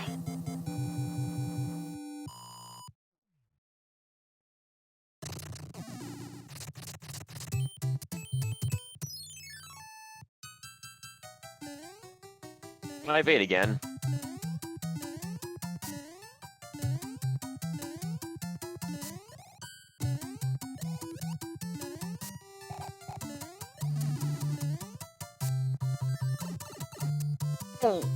Oh no, looks like Bagler tried to do the Peace strat and just had another drop input when he was doing some platforming. Atomic Acid lost his tail along the way, but as soon as he had the damage boost towards the end of the level, he had just enough iframes to get to the exit pipe. So, looks like he has once again taken the lead.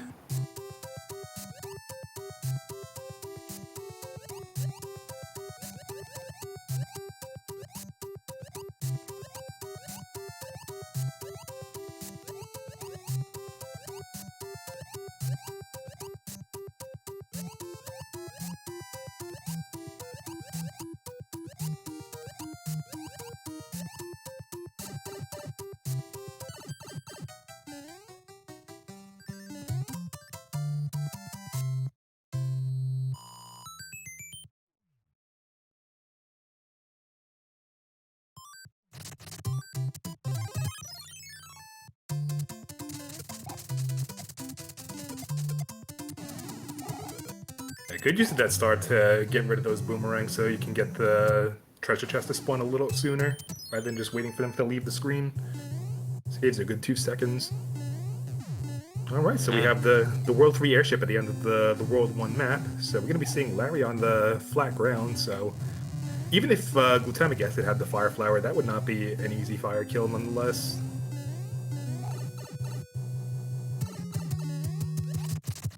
One thing I've noticed about these Koopalings is that their hitbox seems to be on the upper half of their sprite, similar to Bowser, which is why sometimes like half your fireballs will just go right through them. It's especially noticeable on flat terrain. Yeah, it's also that's also why it's advisable just to keep a good distance between you and Wendy when you're doing the standard fire kill in vanilla. That way the way the fireballs rebound on the ground, it'll always be at an upward angle to hit her.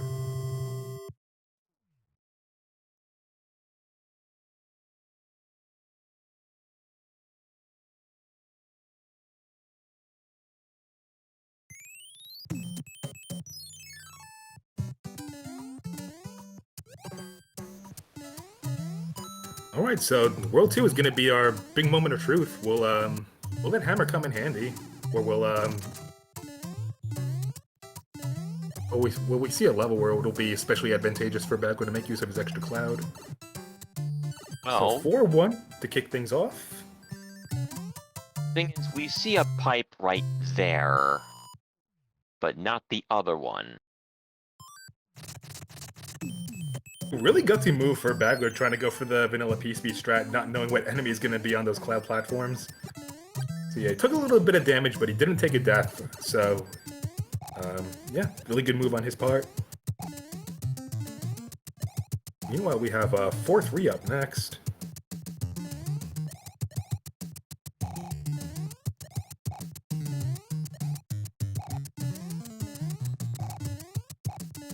And we're gonna see speedrun strats here. Oh no. Oh, that was a Yeah. bomb.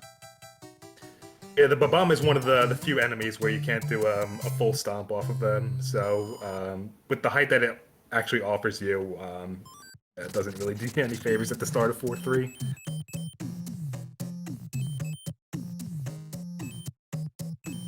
Yeah, P-Wing is definitely not a bad backup strat.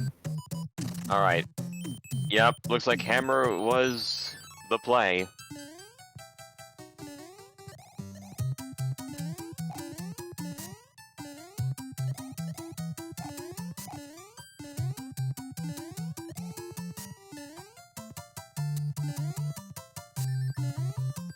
Yeah, cause there was a lot of ground to cover if you don't have it. Well, it could still see use, but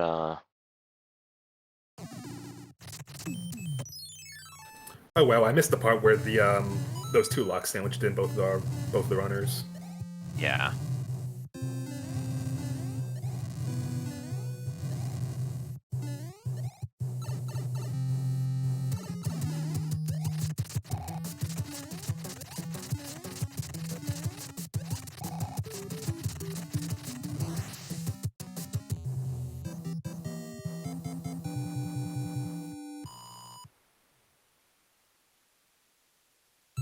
So yeah, because of that extra hammer, glutamic acid is a good 2 or 3 levels ahead now, so Bagler's going to have a lot of ground to cover, and he's probably going to have to go pretty hard in the paint just trying to use as many P-Speed strats as he can. Plus, we still have World 8, and pretty much anything can happen, as we've seen. Okay. Thankfully, that was the correct fort for him.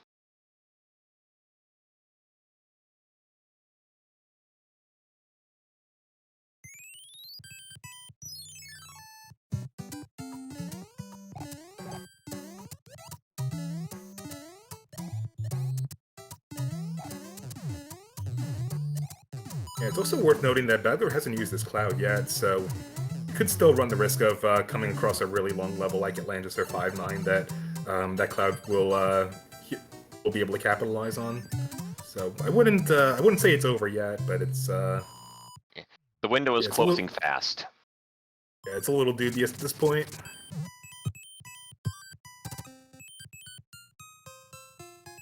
Okay, pipes are worthless.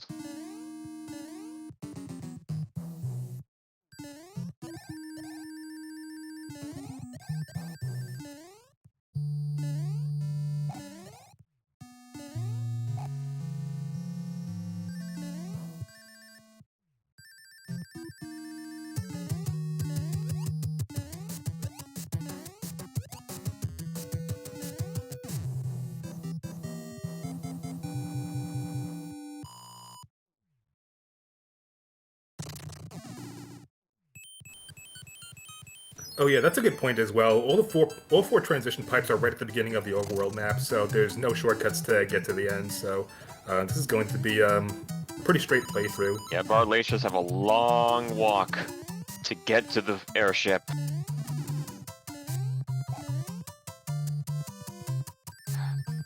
Bagler could bring it back with a cloud. Assuming that Glutone doesn't pick one up himself. Oh yeah, I just noticed that the anchor ended up being a fire flower. So yeah, Being able to snipe out those enemies will definitely save you a good chunk of time over the tail strats as we saw on Glutamic's side. And yet, he needs to cover as much ground as he can. Every second counts. Well, there's 2 hammers, but one is useful, and you may as well. There. Yeah, the one at the start isn't really going to do you any favor, so that's probably your last chance to make any use of them in the seed.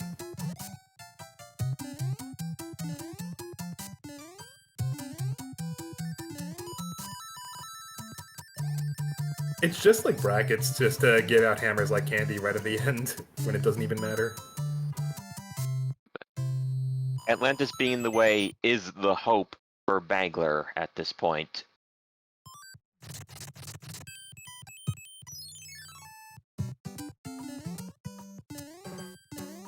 Or to get hung up at 7-1.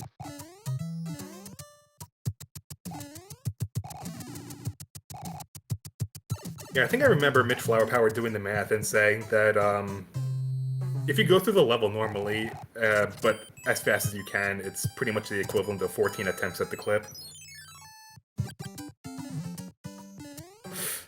Oh no. Oh. Yeah, of all the things that Bagler needed, that wasn't one of them. That's a pretty big deal at this point.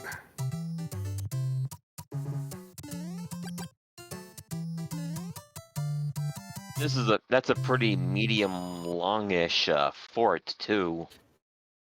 Yeah, plus I think that Bagler's using his second anchor now, so he's probably gonna want to hold on to that fire as long as he can, because I don't think either of them have a hammer suit for World 8. Well, they're at 5-9. That was 5-9. Let's check this other place.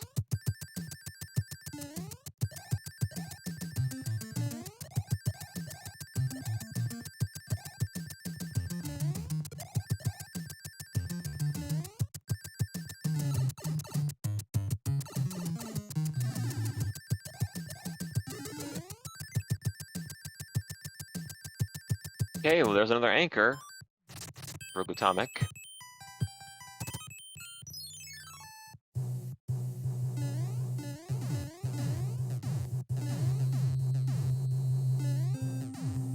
So, we're approaching endgame. I guess I'll ask a third time, how many bridges?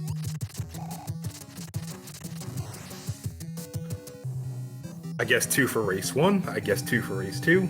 I was wrong both times, but yeah, I'll try to go for gold and say 2 again.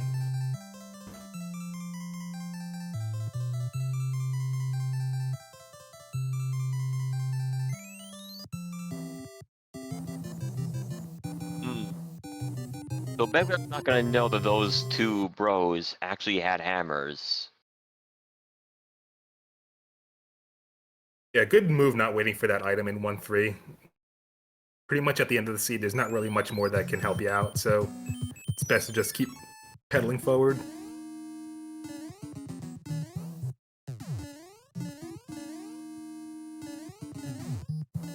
And so we open with 2F. This slog of a fortress. Okay, yeah, he got a leaf, so that's going to be really helpful for just cruising past the end of World 1-6. That you gotta be careful because there is a spiked ceiling in this part of the fortress.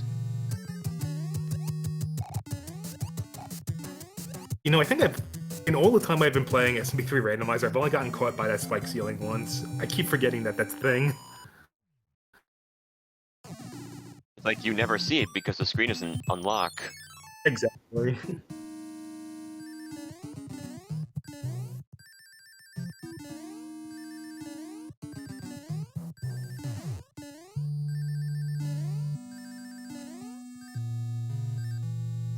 Tail does make a difference when trying to do the clip, because of all the sub-pixeling that has to happen.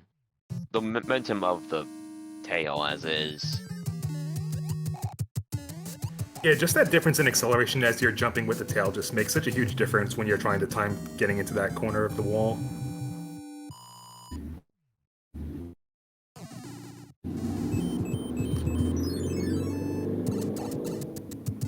It is, of course, possible to get first try tail clip, but that usually ends up being the exception, not the rule.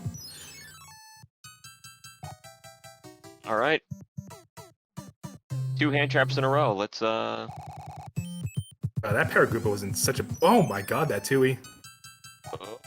Oh, there was another one.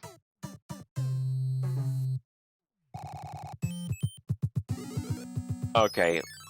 I think at that point I would just do the stage. Yeah, same here. I mean, it's 4-2. It's not long, really.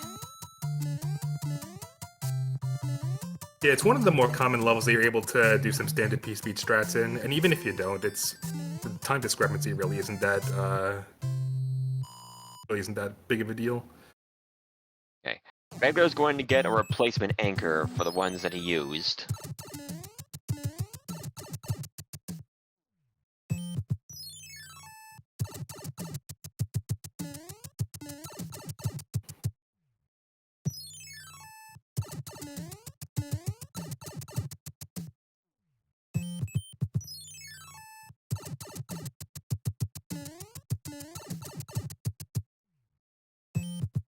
Oh, wow.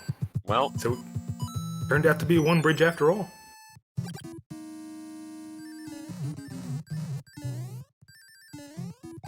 one of them was the answer.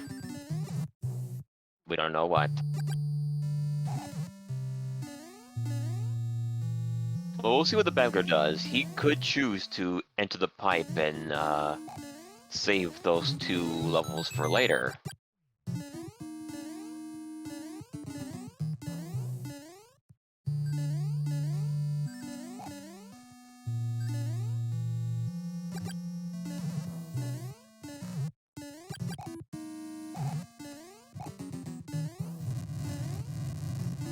Oh dear.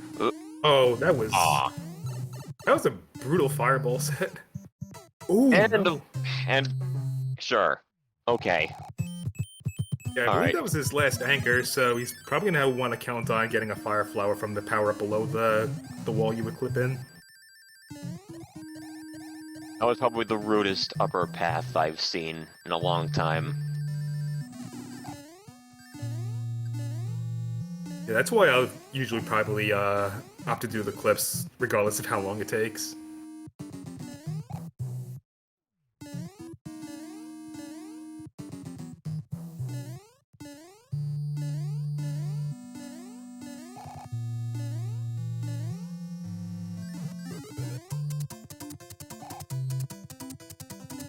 Well, there's always this lower path. While it is longer-ish, there is a power-up, and more often than not, it is a flower. Like so. It's also less treacherous. I say that as I see 3 fireballs.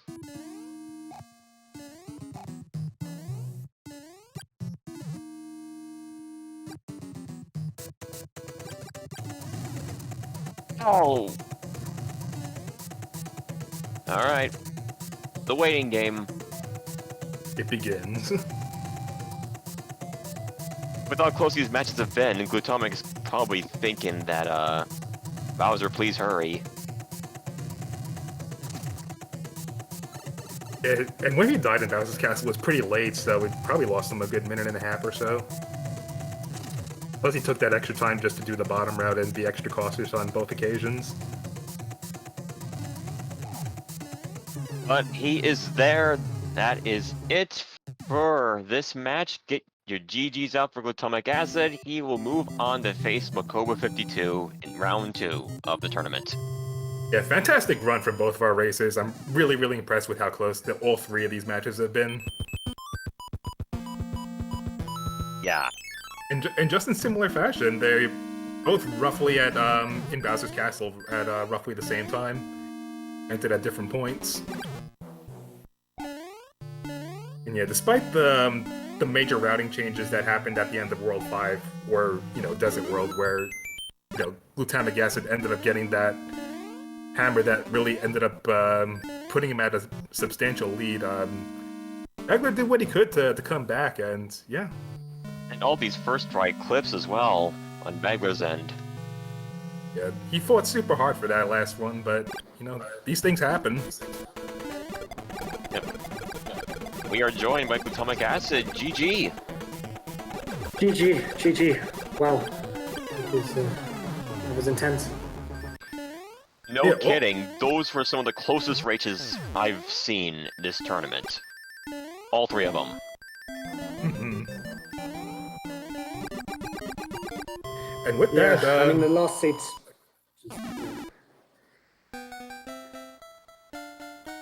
all right, with that, Bagler just wrapped up his end, so he finishes with a 39-36.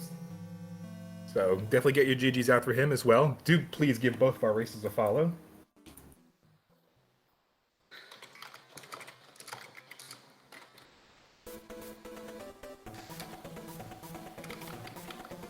And we'll be getting both of them in here shortly.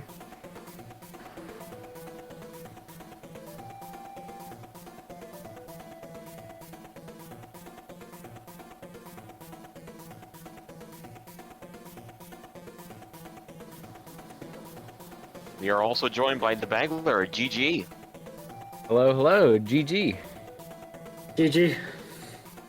Yeah, as I was talking with Dustmini just a moment ago, all three of these races ended up being astronomically close. Some of the best matches that we've seen in the tournament so far, and in pretty much all three of those races, it ended up coming down to routing with one level. I think that in the first one, Glutamic Acid, I think you fell behind because you ended up playing Atlantis while Bagler was able to bypass it with a cloud. And in race 2, I think Bagler had a cloud that you didn't. So I think that with race 3, what ended up being a major deciding factor was Bagler, you had a cloud, and Glutamic Acid, you had a hammer that you were able to break that lock at the end of Desert World, and that was able to put you about 2 or 3 levels ahead. But yeah, I think that between the way you guys both handled the in-game levels, just the general execution, the Hammer Bros you decided to fight, and the way you managed your inventory, it was definitely very consistently played all the way through. So you guys should definitely give yourselves an applause. That was awesome. Thanks. Yeah, I'm glad it was at Thank least you. a Thanks. good show for y'all. I didn't know what to do with that last cloud, because in World 6, World 7, that looked like World 6. Because I wasn't sure whether or not I had beaten all the forts I needed to get to the castle. So I was on that last screen. I was like, can I cloud this, or am I going to waste this? And so I was like, screw it. I'll just see if I can use it World 8 or something somehow, which is never a good idea. But I was like, I don't feel like backtracking. I'll just play whatever the level is. And then I think my options were like 7-1 or 5-9 or something. And I was like, oh, jeez. Yeah, it looked like you both were in that same situation where you had to try to clip 7-1 with a tail, and then at the end, you just kind of made that decision to play the level the normal way, which can't really blame you for. Don't want to spend too long on that. Oh yeah, I've run out of time before on that kind of situation. But that 7-1 up at the top ended up being pretty nasty too. I was really glad I survived that at the very least. Oh my god, I did not expect that Patui to just drop down on you at the last minute while you were trying to avoid that Paragoomba right above you. And then, I and then wasn't the either, I was second like, Matui right "Woo!" after. The second Matui coming in hot. Yeah, yeah. Oh my god, that gets your heart pumping, man. I tell you. I'm surprised I survived that and died in some of the other dumb places I did in that race. That third one. Yeah, it But, looked like you had a couple of moments where you just kind of dropped your inputs. I think at 7F2 when you were trying to grab that star block, and when you just kind of slid off the cloud in 5-8. Yeah, I don't. Well, the one in 5-8, I saw the spiny and then just didn't hold A long enough. But in 7F2, I got like a really weird slide. Like I kind of landed when I landed on the ground from trying to swipe. I just like yeeted straight into the lava for some reason. I was like, okay, let's bring her around again, you know. These things happen. Yep. For what it's worth, there were like countless times throughout all three of these races where it wasn't a lock elite for leads at any point at all ever. Wow. Yeah, you guys were both pretty much neck and neck in every single race for at least the first 5 or 6 worlds, and then we just saw like a minor divergence where one person was like a level ahead, or vice versa. Gotcha. Like, even- Holy crap. Like even in game 3, where Glutamic had the good hammer use in Desert, there was still a chance for Bagler to come back. Yeah, I think when I died against died to that laser, I thought it was over.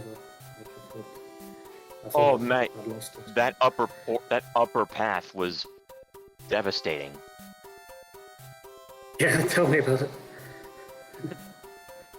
Yeah, I can imagine just how intimidating it is trying to go through those awkward fireball patterns when you have a power up like a Firefly or a hammer suit equipped. Because sometimes you have to duck underneath the fireballs in order to be safe, but you also have to be wary of the donut that's just about to drop right below you. So it's a lose-lose situation. Oh, yeah, that's always terrifying. Awesome. Well, hey, Dust Minion and Teeks, thanks for doing the commentary. Had a bunch of fun playing Glutamic Acid. Good luck against, I think it's Macobra, right? Mhm. Yeah, nice easy game, I think. Yeah, it'll be a breeze, I bet. Yeah.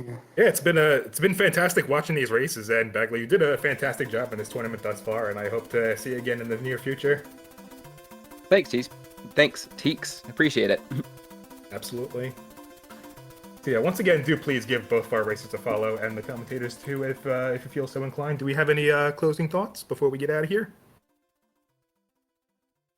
Yeah, just thanks to the Bagler. Yeah, first kind of tournament, but it kind of didn't show. I kind of looked at your races and I knew I was up against someone who was really hot, particularly on execution. Nice. I appreciate that. Or thanks. Yeah, absolutely. So yeah, once again, great job to both of you guys, and thank you again, Dustmini, for joining me on commentary tonight. And thank You're you most to welcome. Yeah, right on. And thank you to SpeedGaming for hosting these SMB3 Randomizer events.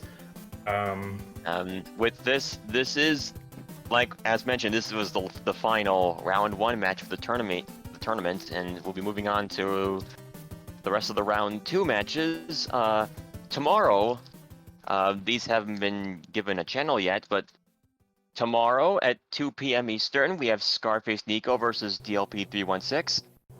And at 8:30 p.m. same day, Abuba Subbin versus Teeks. Yours truly. Ooh. And then on Wednesday we have Pro 007 versus Animus United.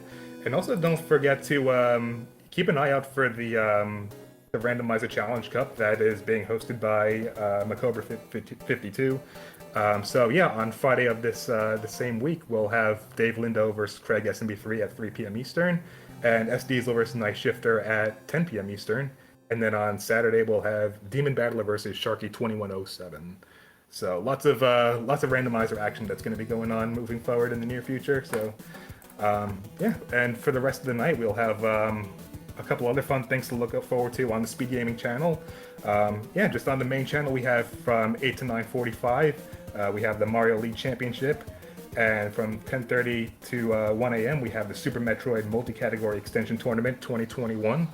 Meanwhile, over on SpeedGaming 2, we have the Link to the Past Randomizer Daily Race from 9 to 11:30 p.m. And over on SpeedGaming 3, we have the Community Race for Super Metroid and A Link to the Past Randomizer Hard Co-op, and that'll be from 9 to 1 a.m.